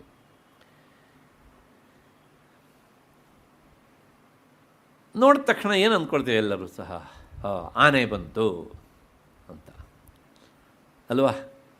ಬಂದಿದ್ದು ಸುಳ್ಳ? ಬಂದಿದ್ದು ಹೌದು. ಯಾಕೆ ಅಲ್ಲಿ ಏನುಂಟು? ಅಲ್ಲಿ ಆನೆ ಉಂಟು. ಈ ಆನೆ ಅಂತ ಕಾಣುವುದು ಅದೇ ಸಂಪ್ರಜ್ಞಾತ ಸಮಾಧಿ. ಅದು ಅಸಂಪ್ರಜ್ಞಾತ ಸಮಾಧಿಯಲ್ಲಿ ಆನೆ ಕಾಣಿಸೋದಿಲ್ಲ, ಬರೇ ಮರ ಕಾಣಿಸುತ್ತೆ ಅಷ್ಟೇ. ಮನಸ್ಸಿಗೆ ಬರ್ತಾ ಇದೆ ಅಂತ ಅಂದ್ಕೊಂಡಿದ್ದೇನೆ. ಯಾಕೆ ಕೇಳಿದರೆ, ಆ ಆನೆ ಅನ್ನೋದು ಮರವನ್ನು ಬಿಟ್ಟು ಬೇರೆಯಾಗಿ ಇಲ್ಲ. ಆನೆ ಅನ್ನೋದು just it is nothing but shape. ಹೌದು ತಾನೆ? ಆದ್ದರಿಂದ ಒರಿಜಿನಲ್ ಏನು ಅಲ್ಲಿ ಇರೋದು? ಬರೇ ಮರ ಅಲ್ವಾ? ಹಾಗೆ ಜ್ಞಾನಿಯಾದವನಿಗೆ ಈ ಪ್ರಪಂಚದ ಮೂಲ ಮಾತ್ರ ಕಾಣಿಸುತ್ತೆ. ಆ ಸ್ಥಿತಿಯಿಂದ ಅವನು ಈಚೆ ಬರಲಿಕ್ಕೆ ಇಷ್ಟಪಡೋದಿಲ್ಲ. ದಟ್ ಇಸ್ ಕಾಲ್ಡ್ ಅಸಂಪ್ರಜ್ಞಾತ ಸಮಾಧಿ. ಅಷ್ಟಾದ ಮೇಲೆ 4ನೇ ವಿವರಣೆಗೆ ಹೋಗೋಣ. ಅಥವಾ ಆತ್ಮತತ್ವಂ, ವಿದ್ಯಾತತ್ವಂ, ಶಿವತತ್ವಂಚೇತಿ ತ್ರಿವಿಧ ತತ್ವಮಯಿ. ತತ್ವಮಯಿ ಅಂದರೆ ಮೂರು ತತ್ವಗಳ ಸಮಷ್ಟಿ ರೂಪದಲ್ಲಿ ಇರುವವಳು. ಯಾವ್ಯಾವುದು? ಒಂದು ಆತ್ಮತತ್ವ, ಇನ್ನೊಂದು ವಿದ್ಯಾತತ್ವ. ವಿದ್ಯಾತತ್ವ ಅಂದರೆ ಶ್ರೀವಿದ್ಯಾತತ್ವ ಅಂತ ಅರ್ಥ. ಮತ್ತು ಇನ್ನೊಂದು ಶಿವತತ್ವ ಅಂತ. ಈ ಮೂರು ತತ್ವಗಳ ಸ್ವರೂಪಿಣಿಯಾದ್ದರಿಂದ ಅವಳು ತ್ರಿವಿಧ ತತ್ವಮಯಿ, ಮೂರು ರೂಪವಾಗಿ ಕಾಣುತ್ತಾಳೆ. ವಾಸ್ತವಿಕವಾಗಿ ಅವಳು ಒಂದೇ. ಏನು ಕೇಳಿದರೆ ಆತ್ಮತತ್ವ ಅಂದರೂ ಒಂದೇ, ಶ್ರೀವಿದ್ಯಾತತ್ವ ಅಂದರೂ ಒಂದೇ, ಶಿವತತ್ವ ಅಂದರೂ ಒಂದೇ. ಆದರೆ ಹೊರಕ್ಕೆ ಅವಳು ಮೂರಾಗಿ ಕಾಣ್ತಾಳೆ. ಉದಾಹರಣೆಗೆ ಒಂದು ಮರದ ಒಂದು ಕೊರಡಲ್ಲಿ ಮೂರು ಮುಖವನ್ನು ಮಾಡಿರ್ತಾರೆ ಅಂತ ಅಂದ್ಕೊಳ್ಳಿ. ಈಗ ಆ ಮೂರೂ ಮುಖವು ಬೇರೆ ಬೇರೆನೋ ಒಂದೇನೋ? ಮರ ಎನ್ನುವ ದೃಷ್ಟಿಯಿಂದ ಒಂದೇ, ಆದರೆ ಮುಖ ಅಂತ ನೋಡಿದರೆ ಮೂರು ಬೇರೆ ಬೇರೆ. ಆದರೆ ಮೂರೂ ಮುಖಕ್ಕೂ ಆಧಾರವಾದದ್ದು ಒಂದೇ ಮರ, ಹೌದು ತಾನೆ? ಹಾಗೆಯೇ ತತ್ವದ ನೆಲೆಯಲ್ಲಿ ಅವಳು ಒಬ್ಬಳೇ ಆದರೂ ಸಹ ಕೆಲವು ಸಲ ಆತ್ಮತತ್ವ, ಮತ್ತು ಇನ್ನು ಕೆಲವು ಸಲ ಶಿವತತ್ವ, ಮತ್ತು ಕೆಲವು ಸಲ ಶ್ರೀತತ್ವ, ವಿದ್ಯಾತತ್ವ, ಶ್ರೀವಿದ್ಯಾತತ್ವವಾಗಿ ಅನುಭವಕ್ಕೆ ಬರ್ತಾಳೆ. ಆದ್ದರಿಂದ ಅವಳು ಈ ಮೂರು ತ್ರಿವಿಧ ತತ್ವಸ್ವರೂಪಳಾಗಿ ಇದ್ದಾಳೆ. ಇದು 4ನೆಯ ಅರ್ಥ. ಇನ್ನು 5ನೆಯ ಅರ್ಥ ಏನು ಅಂದರೆ, ಚತುರ್ವಿಧ ತತ್ವಸ್ವರೂಪ ಮುಕ್ತಂ ಊರ್ಧ್ವೈ. ತತ್ವ 3 ಅಲ್ಲ 4 ಅಂತ ಕೆಲವು ಜನ ಆ ತತ್ವವನ್ನು ಅನುಭವಿಸಿದ ಅನುಭವಿಗಳು ಹೇಳಿದ ಮಾತು ಅಂತಾರೆ. ಯಾವ್ಯಾವುದು ಅಂದರೆ, ಮೊದಲನೇದು ಆತ್ಮತತ್ವ, ಎರಡನೇದು ವಿದ್ಯಾತತ್ವ, ಮತ್ತು 3ನೇದು ಶಿವತತ್ವ. ಶಿವತತ್ವದ ಜೊತೆಗೆ ಶಿವೆಯೂ ಸೇರಿಕೊಂಡಿದ್ದಾಳೆ, ಹಾಗಾಗಿ ಅಲ್ಲಿ 2 ಸೇರಿಕೊಂಡಿವೆ. ಮತ್ತು 4ನೇದು ಈ 3 ತತ್ವಗಳ ಸಮಷ್ಟಿ ರೂಪ, 4 ಅಲ್ಲಿಗೆ. ಹಾಗಾಗಿ ಈ 4 ತತ್ವಗಳ ರೂಪದಲ್ಲಿ ಇರುವವಳಾದ್ದರಿಂದ ಅವಳು ತತ್ವಮಯೀ ಅಂತ. ತುಂಬ ಅರ್ಥವನ್ನು ಹೇಳ್ತಾರೆ ಈ ನಾಮಕ್ಕೆ ಹೀಗೆ ಅಂತ. ಆದರೆ ಸ್ವಲ್ಪ ನಾಮಗಳೆಲ್ಲ ಜಟಿಲ, ಇವು ಎಲ್ಲ ವೇದಾಂತ ಮತ್ತು ತಂತ್ರಶಾಸ್ತ್ರದಿಂದ ಬಂದವುಗಳು. 6ನೇ ಅರ್ಥ ಹೇಳ್ತಾರೆ, ಸತ್ತತ್ವಂ ಚಿತ್ತತ್ವಂ ಆನಂದತತ್ವಂ ಚೇತಿ ತ್ರಯಾಣಾಂ ಸ್ವರೂಪಂ ಅಂತ ಇನ್ನೊಂದು ವಿವರಣೆಯನ್ನು ಕೊಡ್ತಾರೆ. ಸತ್ತತ್ವ, ಸತ್ ಅಂದರೆ ಯಾವಾಗಲೂ ಇರುವಂಥದ್ದಕ್ಕೆ ಸತ್ ಅಂತ ಕರಿತೇವೆ. ಯಾವಾಗಲೂ ಅಂದರೆ ಏನು? ಭೂತಕಾಲ, ವರ್ತಮಾನ ಕಾಲ ಮತ್ತು ಭವಿಷ್ಯತ್ ಕಾಲ, ಈ 3 ಕಾಲದಲ್ಲೂ ಇರಬೇಕು. ಕಾಲಾತೀತವಾದಂಥ ತತ್ವಕ್ಕೆ ಸತ್ ತತ್ವ ಅಂತ ಕರಿತೇವೆ. ಸತ್ ಅನ್ನೋದು ಸಂಸ್ಕೃತದ ಸತ್ ಅಂದರೆ ಸಾತತ್ಯ ಗಮನೆ, ಯಾವಾಗಲೂ ಇರುವುದು ಅಂತ ಅರ್ಥ. ಕನ್ನಡದ ಸತ್ತ ಅಂತಲ್ಲ, ಯಾವಾಗಲೂ ಇರುವ ತತ್ವಕ್ಕೆ ಸತ್ತತ್ವ ಅಂತ ಹೆಸರು. ಈಗ ಇಲ್ಲೊಂದು ಸಂಶಯ ಬರ್ತದೆ ನಮಗೆ. ಕೆಲವು ತತ್ವಗಳು ಬಹಳ ದೀರ್ಘಕಾಲಾವಸ್ಥೆಯಾಗಿರ್ತವೆ. ಉದಾಹರಣೆ, ಇಲ್ಲೊಂದು ಮಡಿಕೆ ಇದೆ. ಮಡಿಕೆಯ ತತ್ವ ಯಾವುದು ಕೇಳಿದರೆ ಮಣ್ಣು. ಆ ಮಣ್ಣು ಅದು ಜಡ, ಹೌದು ತಾನೆ? ಹಾಗೆಯೇ ನೀವು ಹೇಳ್ತಾ ಇರುವಂಥ ಈ ಸತ್ ತತ್ವ ಎನ್ನುವಂಥದ್ದು ಜಡವೋ ಅಂತ ಕೇಳಿದರೆ ಅದು ಅಲ್ಲ ಅಂತ ಹೇಳೋದಕ್ಕೆ ಮುಂದಿನ ಹೆಸರು ಚಿತ್ ತತ್ವ. ಅದು ಮಡಕೆಯ ಹಿಂದಿರುವ ಮಣ್ಣಿನಂತೆ ಜಡವಾದದ್ದಲ್ಲ, ಅದು ಚಿತ್, ಅದು ಅರಿವಿನ ಪುಂಜ. ಆದ್ದರಿಂದ ಅದರ ಹೆಸರು ಚಿತ್ತತ್ವ ಅಂತ. ಸರಿ, ಈಗ 3ನೇ ಪ್ರಶ್ನೆ. ಯಾವಾಗಲೂ ಇದ್ಕೊಂಡು ಹೋಗಲಿ, ಅದು ಚೈತನ್ಯ ರೂಪದಿಂದಲಾದರೂ ಇರಲಿ, ನನಗೇನ್ರಿ ಬಂತು ಲಾಭ? ಹೌದು ತಾನೆ? ನಾವೆಲ್ಲರೂ ಸಹ ನನಗೇನು ಲಾಭ ಅಂತ ನೋಡುವ ಜಾಯಮಾನದವ್ರು ನಾವು ಅಲ್ವಾ? ಅದು ಪ್ರಯೋಜನ ಬೇಕು ನಮಗೆ. ಮೈಸೂರು ಪಾಕ ತುಂಬ ರುಚಿಯಾಗಿದೆ ಅಂತೆ ಅವನು ಹೇಳ್ದ, ನನಗೇನು ಬಂತು ಲಾಭ? ನನ್ನ ಬಾಯಿಗೂ ಯಾರಾದರೂ ಹಾಕಿದ್ರೆ ಲಾಭ ಅಷ್ಟೇ. ಹಾಗೆಯೇ ನಮಗೇನು ಬಂತು ಲಾಭ ಕೇಳಿದ್ರೆ ಅದನ್ನು ಹೇಳುತ್ತೆ. ಅದೇ ಆನಂದ ತತ್ವಂ. ಈ ಇದೆಯಲ್ಲ ಸತ್ ಚಿತ್ ಅಂತ ಏನು ಹೇಳಿದ್ವಲ್ಲ, ಇವು ಎರಡೂ ಸಹ ನೀನು ಅನುಭವಿಸುವ ಆನಂದಕ್ಕಿಂತ ಬೇರೆಯಾದವುಗಳು ಅಲ್ಲ, ಅಥವಾ ಈ ಎರಡೇ ನಿನ್ನ ಆನಂದವಾಗಿ ನೀನು ಅನುಭವಿಸ್ತಾ ಇದ್ದೀಯೆ. ಆದ್ದರಿಂದ ಅದು ಸತ್ತತ್ವ, ಚಿತ್ತತ್ವ, ಆನಂದ ತತ್ವ ಈ ಮೂರರ ಸ್ವರೂಪವೂ ಆದವಳಾದ್ದರಿಂದ ಅವಳು ತತ್ವಮಯೀ ಅಂತ ಆಯಿತು. ಇಷ್ಟು ಹಿನ್ನೆಲೆಯಲ್ಲಿ ಈ ನಾಮಕ್ಕೆ ಸಂಬಂಧಪಟ್ಟ ಹಾಗೆ ಭಾಸ್ಕರ್ ರಾಯರು ಕೊಟ್ಟಂಥ ವಿವರಣೆ ಆಯಿತು ಅಂತ ಅಂದ್ಕೊಂಡು ಮತ್ತೆ ಚಂದ್ರಿಕಾ ವ್ಯಾಖ್ಯಾನಕಾರರು ಏನು ಹೇಳ್ತಾರೆ ಅಂತ ಸ್ವಲ್ಪ ನೋಡೋಣ. ಅವ್ರು ಹೇಳ್ತಾರೆ, ಈ ಸಚ್ಚಿದಾನಂದ ಸ್ವರೂಪಿಣಿಯಾಗಿ ಎಲ್ಲೆಲ್ಲೂ ಅನುಸ್ಯೂತವಾಗಿ ವ್ಯಾಪಿಸಿಕೊಂಡಿರುವುದರಿಂದ ಅವಳು ತತ್ವಮಯೀ. ಎಲ್ಲ ಕಡೆಗೂ ಅವಳಿದ್ದಾಳೆ, ವ್ಯಾಪಿಸಿಕೊಂಡಿದ್ದಾಳೆ. ಆದ್ದರಿಂದ ಅವಳ ಹೆಸರು ಏನು ಕೇಳಿದರೆ ತತ್ವಮಯೀ ಅಂತ. ಇದನ್ನು ಕೇಳಿದಾಗ ನಮಗೆಲ್ಲರಿಗೂ ಒಂದು ಸಂಶಯ ಬರ್ತದೆ. ಯಾವಾಗಲೂ ಹೀಗೆ ಹೇಳ್ತಿದ್ರಿ, ಸುಮ್ಮನೆ ಅಲ್ಲಿ ಕೂತ್ಕೊಂಡು ನೀವು ಹೇಳೋದು, ನಾವು ತಲೆ ಹಾಕೋದು, ನಮಗಂತೂ ಅನುಭವಕ್ಕೆ ಬಂದಿಲ್ಲ. ಎಸ್, ಅನುಭವಕ್ಕೆ ಬಂದಿಲ್ಲ ಅನ್ನೋದು ಸತ್ಯ. ಆದರೆ ಅನುಭವಕ್ಕೆ ಬರುವ ಪ್ರಯತ್ನ ನಾವು ಮಾಡಿದ್ದೇವಾ ಇಲ್ಲ ಅನ್ನೋದು ಅಷ್ಟೇ ಸತ್ಯ. ಹೌದು ತಾನೆ? ಒಂದು ಸಣ್ಣ ಉದಾಹರಣೆ ಕೊಡ್ತೇನೆ ನಾನು. ನೋಡಿ, ಹಾಲಿನಲ್ಲಿ ತುಪ್ಪ ಇದ್ದದ್ದು ನಮಗೆ ಕಣ್ಣಿಗೆ ಕಾಣಿಸ್ತದೆಯಾ? ಇಲ್ಲ. ಹಾಗೆ ಅಂತ ಹಾಲಿನಲ್ಲಿ ತುಪ್ಪ ಇಲ್ಲ ಅಂತ ಹೇಳ್ತೀರಾ? ಹೇಳುವ ಧೈರ್ಯ ಉಂಟಾ? ಇಲ್ಲ. ಯಾಕೆ ಅಂದರೆ ಆ ಹಾಲು ತುಪ್ಪವಾಗಿ ಕಾಣೋದಕ್ಕೆ ಯಾವ ಥರದ ಪ್ರೋಸೆಸ್ಗಳು ಇವೆಯೋ ಹಾಗೆ ಜಗತ್ತಿನ ತುಂಬ ಅಂತ ವ್ಯಾಪಿಸಿದಂತಹ ತತ್ವವನ್ನು ನಾನು ಅರಿಯುವುದಕ್ಕೆ ಬೇಕಾದಂತಹ ಪ್ರೋಸೆಸ್, ಸಾಧನಾ ರೂಪವಾದಂತಹ ಪ್ರೋಸೆಸ್ಸನ್ನು ನಾವು ಮಾಡಿದ್ದೇವಾ? ಇಲ್ಲ ತಾನೆ? ಹಾಗಾಗಿ ಅವ್ರು ಇಷ್ಟೆಲ್ಲ ಪದೇ ಪದೇ ಹೇಳಬೇಕಿದ್ರೆ ನನಗೆ ಅನುಭವಕ್ಕೆ ಬಂದಿಲ್ಲ ಅಂದ ಮಾತ್ರಕ್ಕೆ ಅದು ಅಲ್ಲಗಳೆಯೋದಕ್ಕೆ ಹೇಗೆ ಸಾಧ್ಯ?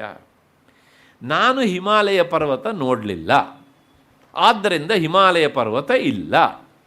ಯಾಕೆ ಕೇಳಿದರೆ ನಾನು ನೋಡದೇ ಇರುವುದರಿಂದ ಅಂತ ಒಂದು ಲಾಜಿಕ್ ಮಾಡೋಣ. ಅಲ್ಲಿಗೆ ನನಗೆ ಯಾವ್ಯಾವುದು ಗೊತ್ತಿಲ್ವೋ ಅದು ಯಾವುದೂ ಇಲ್ಲ, ನನಗೆ ಯಾವ್ಯಾವುದು ಅನುಭವಕ್ಕೆ ಬಂದಿಲ್ವೋ ಆ ವಸ್ತುವೇ ಇಲ್ಲ ಅಂತಂದರೆ ನಾವು ಬುದ್ಧಿವಂತರ ದಡ್ರ? ಒಂದು ಪ್ರಶ್ನೆ ಹಾಕ್ಕೊಳ್ಬೇಕಲ್ವ?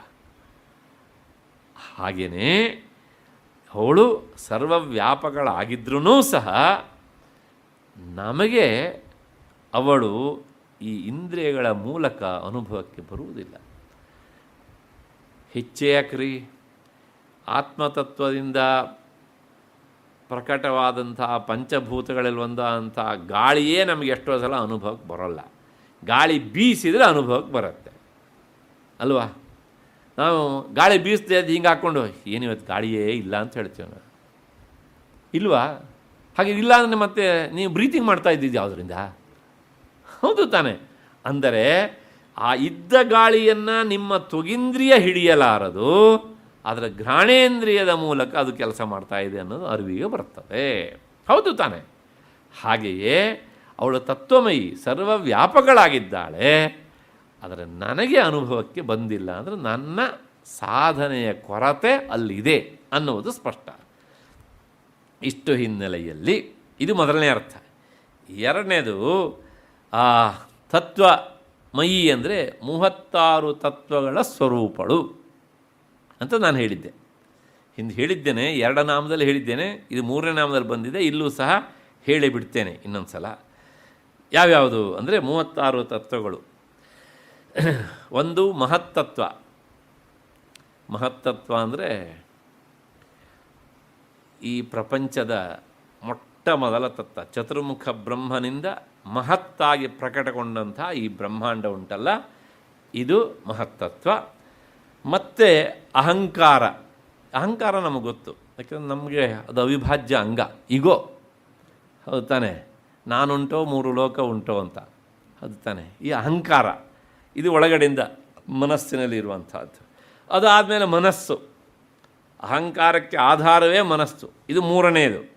ಇದೆಲ್ಲ ನೆನ್ಪಿಟ್ಕೊಳ್ಳಿ, ಪ್ರಳಯ ಕಾಲದವರೆಗೂ ಹೀಗೇನೇ ಇರ್ತವೆ ಇವೆಲ್ಲ.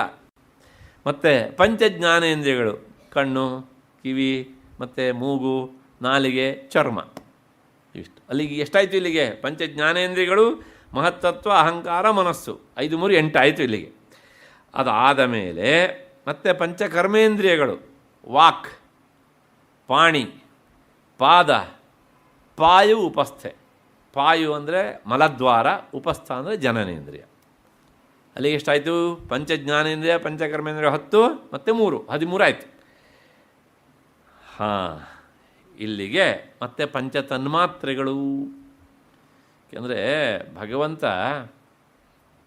ಕಣ್ಣನ್ನು ಕೊಟ್ಟ, ಹೊರಗಡೆ ರೂಪ ಇಟ್ಟ.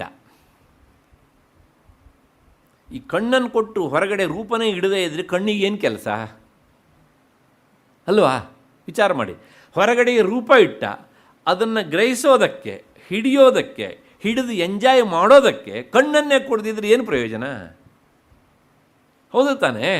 ಅದಕ್ಕೋಸ್ಕರ ಒಂದು ರೀತಿಯ ಆಟಿಕೆ, ಈ ಇಂದ್ರಿಯಗಳ ಆಟವಾಡುವಗಳು ಆಟಿಕೆ ವಸ್ತುಗಳನ್ನೆಲ್ಲ ಆಚೆ ಇಟ್ಟ. ಶಬ್ದ, ಸ್ಪರ್ಶ, ರೂಪ, ರಸ, ಗಂಧ.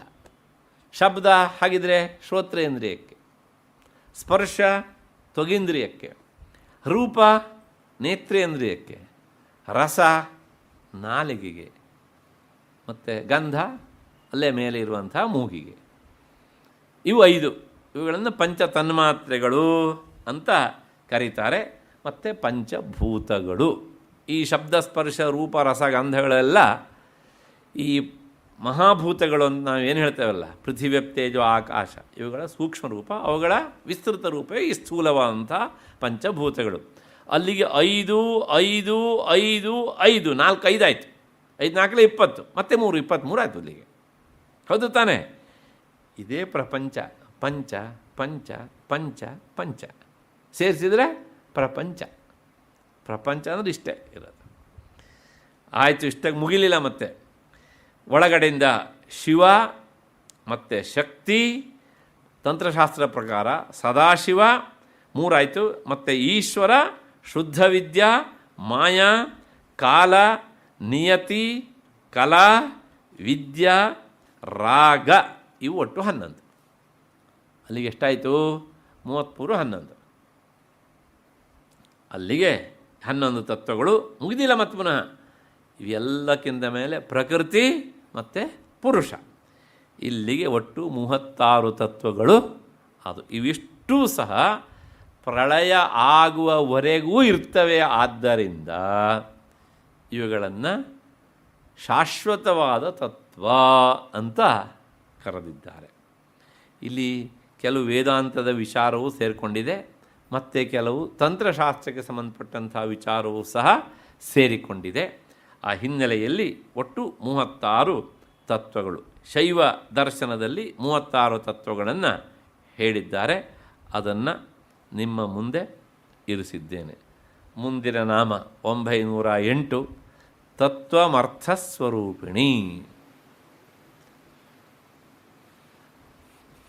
ಈ ನಾಮದ ವಿಚಾರವೂ ಹಿಂದೆ ಬಂದಿತ್ತು. ಪ್ರಾಯಶಃ ಶುದ್ಧ ವಿದ್ಯಾ ಅನ್ನುವ ನಾಮ ಅಂತ ನನಗೆ ನೆನಪು. ಒಟ್ಟಾರೆ ಬಹಳಷ್ಟು ಸಲ ಬಂದಿದೆ, ಆದರೂ ಸಹ ಹೇಳ್ಬಿಡ್ತೇನೆ. ತತ್ವಮರ್ಥಸ್ವರೂಪಿಣಿ ಹಂಗಂದ್ರೆ ಏನು? ಹಂಗಂದ್ರೆ ಅದೇನೆ ಅಷ್ಟೇ. ಅಂದರೆ ಏನು ಹೇಳಬೇಕು ಕೇಳಿದ್ರೆ, ತತ್ ತ್ವಂ ತತ್ವಂ ಅರ್ಥಸ್ವರೂಪಿಣಿ. ತತ್ ಮತ್ತು ತ್ವಂ ಎನ್ನುವಂಥ ಪದಗಳ ಅರ್ಥದ ಸ್ವರೂಪದಲ್ಲಿ ಇರುವವಳು. ಆದ್ದರಿಂದ ಅವಳ ಹೆಸರು ತತ್ವಮರ್ಥಸ್ವರೂಪಿಣಿ ಅಂತ. ವೇದಾಂತದಲ್ಲಿ ಜೀವಬ್ರಹ್ಮ ಐಕ್ಯವನ್ನು ಬೋಧಿಸುವ ವಾಕ್ಯಗಳನ್ನು ಮಹಾವಾಕ್ಯಗಳು ಅಂತ ಕರೀತಾರೆ. ಅಂಥ ಮಹಾವಾಕ್ಯಗಳು ಎಷ್ಟು ಕೇಳಿದರೆ, ಒಂದೊಂದು ವೇದದಿಂದ ಒಂದೊಂದು ವಾಕ್ಯಗಳನ್ನು ಉದ್ಧರಿಸಿ 4 ಮಹಾವಾಕ್ಯಗಳನ್ನಾಗಿ ಮಾಡಿದ್ದಾರೆ. ಪ್ರಜ್ಞಾನಂ ಬ್ರಹ್ಮ ಅಂತ ಋಗ್ವೇದದಿಂದ, ಅದಾದಮೇಲೆ ಅಹಂ ಬ್ರಹ್ಮಾಸ್ಮಿ ಎನ್ನುವಂಥದ್ದು ಯಜುರ್ವೇದದಿಂದ, ಅದಾದಮೇಲೆ ತತ್ವಮಸಿ ಎನ್ನುವಂಥದ್ದು ಸಾಮವೇದದಿಂದ, ಅಯಮಾತ್ಮ ಬ್ರಹ್ಮ ಅಥರ್ವಣ ವೇದದಿಂದ. ಇವು ಈ ಬಹಳಷ್ಟು ಜೀವಬ್ರಹ್ಮ ಐಕ್ಯವನ್ನು ಹೇಳುವ ವಾಕ್ಯಗಳಿವೆ. ಆದರೆ ಇವು ನೇರವಾಗಿ ಬೋಧಿಸುವಂಥ ವಾಕ್ಯಗಳಾದ್ದರಿಂದ ಇವುಗಳನ್ನು ಮಹಾವಾಕ್ಯಗಳು ಅಂತ ಕರೀತಾರೆ. ಆ ಮಹಾವಾಕ್ಯಗಳಲ್ಲಿ ಪ್ರಧಾನವಾದಂಥದ್ದು ತತ್ವಮಸಿ ಎನ್ನುವಂಥದ್ದು ಛಾಂದೋಗ್ಯ ಉಪನಿಷತ್ತಿನಲ್ಲಿ ಬರುವಂಥದ್ದು. ಅಲ್ಲಿ ಈ ಮಹಾವಾಕ್ಯ ಉಂಟು. ಮಹಾವಾಕ್ಯಸ್ಥಯೋ ತತ್ವಂ ಪದಯೋ ಅರ್ಥಸ್ವರೂಪಿಣಿ. ಶಿವ ಜೀವ ಸ್ವರೂಪಂ ಅಸ್ಯಾಹ ಅಂತ ಇದರ ವಿವರಣೆಯನ್ನು ಕೊಡ್ತಾರೆ. ಹಾಗಿದ್ರೆ ತತ್ವಂ ಅರ್ಥಸ್ವರೂಪಿಣಿ ಏನು? ತತ್ ಮತ್ತು ತ್ವಂ ಈ ಎರಡು ಬೇರೆ ಬೇರೆ ಈಗ ನಮ್ಗೆ ಕಾಣಿಸ್ತಾ ಇದೆ. ಶಾಸ್ತ್ರದ ಪ್ರಕ್ರಿಯೆಯಲ್ಲಿ ಬರುವಂಥದ್ದು ಬರೇ ಶಾಸ್ತ್ರದ ವಿಚಾರ, ಇಲ್ಲೇನು ಮತ್ತು ಮಸಾಲೆ ಇಲ್ಲ, ನೆನ್ಪಿಟ್ಕೊಬಿಡಿ. ಯಾಕೆಂದರೆ ಬಹಳಷ್ಟು ಜನರಿಗೆ ಮಸಾಲೆ ಬೇಕಾಗ್ತದೆ. ಅದು ವೇದಾಂತ ಮಸಾಲೆಯಿಂದ ಬಹಳ ದೂರ. ಅದು ಅಲ್ಲಿ ನೀವು ಯಾವ ಮಸಾಲೆ ಹಾಕಿರೋ ಅದು ವೇದಾಂತವೇ ಆಗ್ಬಿಡುತ್ತೆ ಮತ್ತದು ಹೀಗೆ ಅಂತ ನೋಡಿ. ತತ್ ಎನ್ನುವಂತಹ ಶಬ್ದದಿಂದ ಏನು ಹೇಳ್ತಾರೆ ಅಂದರೆ ಈಶ್ವರ ಅಂತ ಕರೀತಾರೆ. ತ್ವಂ ಎನ್ನುವಂತಹ ಶಬ್ದದಿಂದ ಜೀವ ಅಂತ ಕರೀತಾರೆ. ಜೀವ ಅಂದರೆ ಇಂಡಿವಿಜುವಲ್, ಈಶ್ವರ ಅಂದರೆ ಯೂನಿವರ್ಸಲ್. ಅರ್ಥ ಆಗಲಿ ಅಂತ ಈ ಶಬ್ದಗಳನ್ನು ಹೇಳ್ತಿದ್ದೇನೆ. ಆ ಈಶ್ವರ ಹೇಗಿದ್ದಾನೆ ಕೇಳಿದರೆ, ಅವನು ಸರ್ವಜ್ಞ, ಅವನು ಸರ್ವಶಕ್ತ, ಅವನು ಸರ್ವವ್ಯಾಪಕ. ಈ ಮೂರನ್ನು ಅವನ ಜೊತೆಗೆ ಇರಿಸ್ಕೊಳ್ಳಿ. ಇವನು ಜೀವ ಅಲ್ಪಜ್ಞ, ಹೌದು ತಾನೆ? ಅದಾದಮೇಲೆ ಒಂದು ಕಡೆಗೆ ಮಾತ್ರ ಇವನವನು ಸರ್ವವ್ಯಾಪಕ ಅಲ್ಲ ಅಲ್ವಾ? ಮತ್ತು ಇವನು ಅಶಕ್ತ, ಅವನಷ್ಟಂತೂ ಶಕ್ತ ಅಲ್ಲ, ಹೌದು ತಾನೆ? ಹೀಗೆ ಈ ಇಬ್ಬರೂ ಬೇರೆ ಬೇರೆ ಆಗಬೇಕಿದ್ದಾರೆ. ಈ ಅದ್ವೈತಿಗಳು ಇವರಿಬ್ಬರೂ ಒಂದೇ ಅಂತ ಹೇಳ್ತಾರಲ್ಲ, ಹೇಗೆ ಅಂತ ಒಂದು ಪ್ರಶ್ನೆ, ಬೇರೆಯವರ ಆಕ್ಷೇಪ. ಇದಕ್ಕೆ ಶಾಸ್ತ್ರ ಹೇಳುತ್ತೆ ತತ್ವಮರ್ಥ ಸ್ವರೂಪಿಣಿ ಅಂತ. ಪ್ರಶ್ನೆ ಇಷ್ಟೇ. ಈಗ ನಾನು ನಿಮ್ಮೊಂದು ಉದಾಹರಣೆ ಕೊಡ್ತೇನೆ. ನೀವು ಒಂದು 2 ತಿಂಗಳಿಂದ ಕಾಶಿಗೆ ಹೋಗಿದ್ರಿ. ಕಾಶಿಯಲ್ಲಿ ಒಬ್ಬನನ್ನು ಭೇಟಿ ಮಾಡಿದ್ರಿ. ಅವನ ಹೆಸರು ವೆಂಕಪ್ಪ ಅಂತಿತ್ತು. ಜಸ್ಟ್ ದಯವಿಟ್ಟು ಆ ಹೆಸರು ಯಾರಾದರೂ ಬೇಜಾರು ಮಾಡ್ಕೊಳ್ಬೇಡಿ, ಅರ್ಥ ಮಾಡಿಸೋದಕ್ಕೆ. ಆಮೇಲೆ ನನ್ನ ಹೆಸರು ಹೇಳಿಬಿಟ್ರು ಹೀಗೆ ಅಂತ ಕೆಂಡಾಮೆಂಡಲ್ ಆಗಿಬಿಟ್ಟಿರ. ನನಗೆ ದಯವಿಟ್ಟು ಆ ವೆಂಕಪ್ಪ ಅನ್ನೋದು ಅರ್ಥ ಮಾಡಿಸೋಕ್ಕೆ ಹೇಳ್ತಾರಂಥ ಒಂದು ಹೆಸರು XYZ ಪ್ಲೇಸಲ್ಲಿ. ಅಲ್ಲಿ ಅವನ ಪರಿಚಯ ಆಯಿತು ನಿಮಗೆ. ಅವನು ಹೇಗಿದ್ದ ಕೇಳಿದರೆ, ಗಡ್ಡ ಬಿಟ್ಟಿದ್ದ ವೆಂಕಪ್ಪ. ಆಮೇಲೆ ಜಟೆ ಬೆಳೆಸಿದ್ದ, ಕಾವಿ ಬಟ್ಟೆ ತೊಟ್ಟಿದ್ದ, ಕೈಯಲ್ಲೊಂದು ದಂಡ ಹಿಡಿದಿದ್ದ. ನೀವು 2 ತಿಂಗಳ 3 ತಿಂಗಳ ಆದ ಮೇಲೆ ಅದೇ ವ್ಯಕ್ತಿಯನ್ನು ಬೆಂಗಳೂರಿನಲ್ಲಿ ನೋಡ್ತೀರಿ. ಆದರೆ ಅಂದು ನೀವು ನೋಡಿದ ಗಡ್ಡ ಅವನಿಗಿಲ್ಲ, ಜಟೆ ಇಲ್ಲ, ಕಾವಿ ಬಟ್ಟೆ ಇಲ್ಲ, ಕೈಯಲ್ಲಿ ದಂಡ ಇಲ್ಲ. ಆದರೂ ಸಹ ನಿಮಗೆ ಅವನು ವೆಂಕಪ್ಪ ಅಂತ ಗೊತ್ತಾಗತ್ತೆ. ಏನು ಹೇಳ್ತೀರಾ? ಓಹ್ ಅವನೇ ಅಲ್ವಾ, ಅವನೇ ಇವನು ಅಂತ ಹೇಳ್ತೀರಾ ಇಲ್ವಾ? ಹೇಗೆ ಕೇಳಿದರೆ, ಕಾಶಿ ಅಂತ ಸ್ಥಳ ಬೇರೆ, ಹೌದು ತಾನೆ? ಅದ್ರ ಜೊತೆಗೆ ಅವನಿಗೆ ಗಡ್ಡ ಇಲ್ಲ, ದಂಡ ಇಲ್ಲ, ಕಾವಿ ಬಟ್ಟೆ ಇಲ್ಲ. ಅವತ್ತಿದಷ್ಟು ಇತ್ತು. ಬೆಂಗಳೂರಲ್ಲಿ ನೋಡುವಾಗ ಬೆಂಗಳೂರು ಜಾಗ ಬೇರೆ, ಇದು ಯಾವುದೂ ಇಲ್ಲ. ಆದರೂ ಸಹ ಇವನು ವೆಂಕಪ್ಪ ಅಂತ ನಿಮಗೆ ಗೊತ್ತಾಗತ್ತೋ ಇಲ್ವ? ಗೊತ್ತಾಗತ್ತೆ. ಇದನ್ನೇ ಸೋಯಂ ದೇವದತ್ತ, ಅವನೇ ಇವನು ಅಂತ. ಯಾಕೆ ಕೇಳಿದರೆ, ಅವನ ಮುಖಚಹರೆ ಹಾಗೇ ಇರುತ್ತೆ, ಜೊತೆಗೆ ಅವನ ಪರ್ಸ್ನಾಲಿಟಿ ಹಾಗೇ ಇರುತ್ತೆ, ಅವನ ಅಂಗಾಂಗಗಳು ಹಾಗೇ ಇರ್ತವೆ, ಹೌದು ತಾನೆ? ಎಲ್ಲವನ್ನಿಟ್ಕೊಂಡು ಕಾಶಿಯಲ್ಲಿ ನೋಡಿದ ವೆಂಕಪ್ಪನನ್ನೇ ನಾನು ಇಂದು ಬೆಂಗಳೂರಿನಲ್ಲಿ ನೋಡಿದೆ ಅಂತ ಹೇಳುವಾಗ, ಕಾಶಿಯಲ್ಲಿ ನೋಡಿದ ವೆಂಕಪ್ಪ ಮತ್ತು ಇಂದು ಬೆಂಗಳೂರಿನಲ್ಲಿ ನೋಡ್ತಾ ಇರುವಂಥ ವೆಂಕಪ್ಪ ಇಬ್ಬರು ಬೇರೆ ಬೇರೆನಾ, ಒಬ್ಬನೇನಾ? ಸ್ವಲ್ಪ ಕಷ್ಟ ಅಂತ ಅನಿಸ್ತಾ ಇದೆ ಅಲ್ವಾ? ತಲೆಯಲ್ಲಿ ಏನು ಇರೇ ಬಿಡ್ತಿದ್ದಾರಲ್ಲ ಇವರು ಅಂತ. ಒಬ್ಬನೇನಾ, ಬೇರೆ ಬೇರೆನಾ? ಬೇರೆ ಬೇರೆ. ಬೇರೆ ಬೇರೆಯಾ? ಕಾಶಿ ಬೇರೆ, ಬೆಂಗಳೂರು ಬೇರೆ. ಆದರೆ ಈ ಎರಡೂ ಸ್ಥಳದಲ್ಲಿ ನೋಡ್ತಾ ಇರುವಂಥ ವೆಂಕಪ್ಪ ಒಬ್ಬನೇ. ಅವನು ಕೇಳಿ ನೋಡಿ, ನೀವು ಯಾರ? ಅದೇ ನಾನು ವೆಂಕಪ್ಪ ಅಂತಾನೆ ಅವನು, ಹೇಳ್ತಾನೆ. ಹಾಗೆಯೇ ಈ ಸರ್ವಜ್ಞತ್ವ ಅವನಿಗುಂಟಲ್ಲ, ಈಶ್ವರನಿಗೆ ಸರ್ವವ್ಯಾಪಕತ್ವ, ಸರ್ವಶಕ್ತಿತ್ವ, ಈ ಮೂರನ್ನೂ ಕಳಚಿಬಿಡಿ. ಅಲ್ಲಿ ಉಳಿಯೋದು ಕೇವಲ ಒಂದು ಚೈತನ್ಯ ಮಾತ್ರ, ಹೌದು ತಾನೆ? ಹಾಗೆಯೇ ಜೀವನಲ್ಲಿರುವಂಥ ಅಲ್ಪಜ್ಞತ್ವ, ಅಲ್ಪಶಕ್ತಿತ್ವ, ಅದಾದಮೇಲೆ ಅಲ್ಪಸ್ಥಾನದಲ್ಲಿ ಇರುವಿಕೆ, ಈ ಮೂರನ್ನೂ ತೆಗೆದುಬಿಡಿ. ಇಲ್ಲಿರುವುದು ಸಹ ಚೈತನ್ಯವೇ. ಈ ಎರಡೂ ಚೈತನ್ಯವೂ ಸಹ ಒಂದೇನ ಬೇರೆ ಬೇರೆನಾ? ಒಂದೇ ತಾನೇ. ಹಾಗಾಗಿ ತತ್ ಮತ್ತು ತ್ವಂ ಜೀವ, ಈ ಎರಡರಲ್ಲೂ ಹೇಳಿದಂಥ ತತ್ವ ಅದು ಒಂದೇ ಹೊರತು ಎರಡಲ್ಲ, ಅದು ತಾನೇ.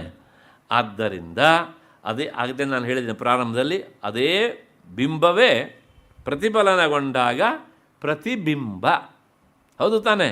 ಬಿಂಬ ಇಲ್ಲದೆ ಪ್ರತಿಬಿಂಬ ಉಂಟಾಗೋದೇ ಇಲ್ಲ. ಹಾಗೆಯೇ ಆ ತತ್ ಸ್ವರೂಪ, ತತ್ ಶಬ್ದ ಎಂದು ಹೇಳಲ್ಪಡುವಂಥ ಈಶ್ವರ ಮತ್ತು ತ್ವಂ ಶಬ್ದ ಎಂದು ಹೇಳುವಂಥ ಜೀವ, ಇವರಿಬ್ಬರ ರೂಪವೂ ಸಹ ಅಂದರೆ ಸ್ವರೂಪವೂ ಸಹ ಒಂದೇ ಅಂತ ಆ ಎರಡರ ರೂಪದಲ್ಲೂ ಅಂದರೆ ಒಂದೇ ಅಖಂಡ ಚೈತನ್ಯ ರೂಪದಲ್ಲಿ ಇರುವವಳಾದ್ದರಿಂದ ಅವಳ ಹೆಸರು ತತ್ವಮರ್ಥ ಸ್ವರೂಪಿಣಿ ಅಂತ. ಪೂರಾ ವೇದಾಂತವೇ. ಈ ಅರಿವು ನಮಗೆ ಬಂದರೆ ಅಲ್ಲಿಗೆ ಪಾರಾಯಣ ಮಾಡಿದ್ದು ಸಾರ್ಥಕ. ಅಲ್ಲಿ ಏನು ಹೇಳಬೇಕಾಯ್ತು? ಪಾರಾಯಣ ಮಾಡ್ತಾ ಇರುವಂಥ ನಾನು ನಿನಗಿಂತ ಬೇರೆ ಅಂತ ಅಂದ್ಕೊಂಡಿದ್ದರಿಂದ ನಾನು ಪಾರಾಯಣ ಮಾಡ್ಕೊಳ್ತಾ ಇದ್ದೇನೆ. ಹಾಗೆ ಅಂತ ನಾನು ನಿನ್ನವನೇ ಹೇಗೆ ಕೇಳಿದರೆ, ಸಮುದ್ರದಲ್ಲಿರುವಂಥ ಅಲೆಗಳು ಸಮುದ್ರವನ್ನು ಬಿಟ್ಟು ಬೇರೆ ಇವೆಯಾ? ಹೇಳಿ, ಬೇರೆ ಆಗಿವೆಯಾ? ಇಲ್ಲ ತಾನೇ. ಹಾಗಿದ್ರೆ ಅದಕ್ಕೆ ಅಲೆ, ಇದಕ್ಕೆ ಸಮುದ್ರ ಅಂತ ಯಾಕೆ ಹೆಸರು? ಕೇವಲ ಶಬ್ದ ಮಾತ್ರ ಬೇರೆ. ಯಾಕೆಂದರೆ ಯಾವ ಅಲೆಯೂ ಸಮುದ್ರವನ್ನು ಬಿಟ್ಟಿಲ್ಲ. ಸಾಮುದ್ರೋ ಹಿ ತರಂಗ ಕ್ವಚನ ಸಮುದ್ರೋ ನ ತಾರಂಗ ಅಲ್ವಾ? ಅಲೆ ಸಮುದ್ರಕ್ಕೆ ಅಧೀನವೇ ಅಷ್ಟೇ ಹೊರತುನು ಸಮುದ್ರ ಅಲೆಗೆ ಅಧೀನ ಅಲ್ಲ. ಹಾಗೆ ಜೀವ ತನ್ನ ನಿಜ ನೆಲೆಯಲ್ಲಿ ಆತ್ಮನೇ ಆದ್ದರಿಂದ ಅವನು ಈಶ್ವರನಿಗೆ ಅಧೀನನಾಗಿರ್ತಾನೆ. ಈಶ್ವರ ನನಗೆ ಅಂದರೆ ಜೀವನಿಗೆ ಅಧೀನವಾಗಿ ಇರೋದಿಲ್ಲ.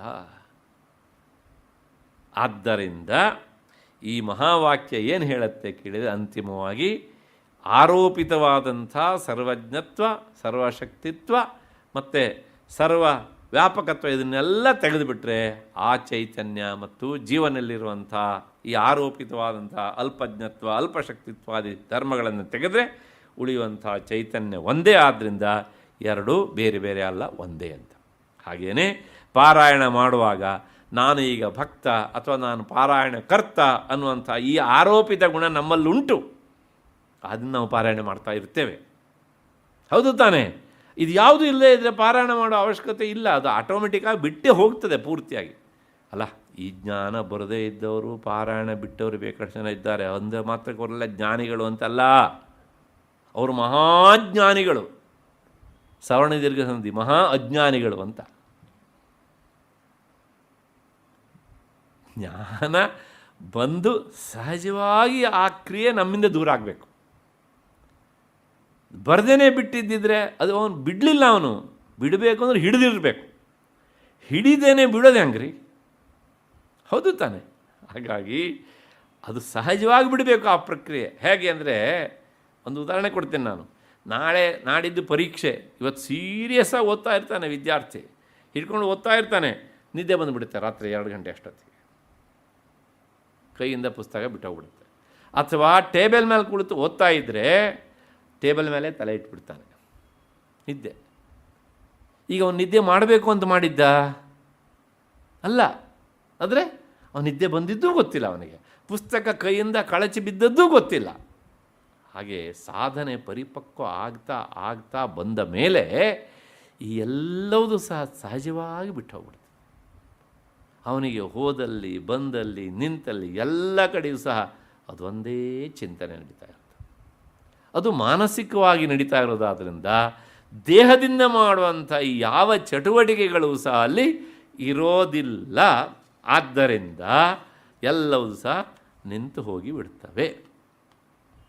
ಹಾಗಾಗಿ ಆ ಮಹಾವಾಕ್ಯ, ಅಲ್ಲಿಗೆ ಮಹಾವಾಕ್ಯದ ಅವಯವವಾದ ತತ್ಪದ ಮತ್ತು ತ್ವಂ ಪದಗಳ ಸಾಕ್ಷಾತ್ ಲಕ್ಷಾರ್ಥವೇ ದೇವಿಯ ಸ್ವರೂಪವಾಗಿದೆ ಎನ್ನುವಂಥದ್ದು ಈ ನಾಮದ ಒಟ್ಟು ಅರ್ಥ. ತತ್ವಮರ್ಥ ಸ್ವರೂಪಿಣಿ ಅಂತ. ಇಲ್ಲಿಗೆ ಈ ನಾಮದ ವಿವರಣೆ ಆಯಿತು ಅಂತ ಅಂದ್ಕೊಂಡು ಈ ನಾಮದ ವಿವರಣೆಯನ್ನು ನಿಲ್ಲಿಸ್ಕೊಳ್ಳೋಣ. ಇಂದಿನ ಉಪನ್ಯಾಸವನ್ನು ಇಲ್ಲಿಗೆ ನಿಲ್ಲಿಸ್ಕೊಳ್ಳೋಣ. ನಾಳೆ 6 ಗಂಟೆಗೆ ಸೇರಿದಾಗ ಸಾಮಗಾನ ಪ್ರಿಯ ಎನ್ನುವಂಥ ನಾಮದ ವಿವರಣೆಯನ್ನು ನೋಡೋಣ. ಅಲ್ಲಿವರೆಗೆ ನಿಮಗೆಲ್ಲ ನಮಸ್ಕಾರ ಮತ್ತು ಕೃತಜ್ಞತೆಗಳು.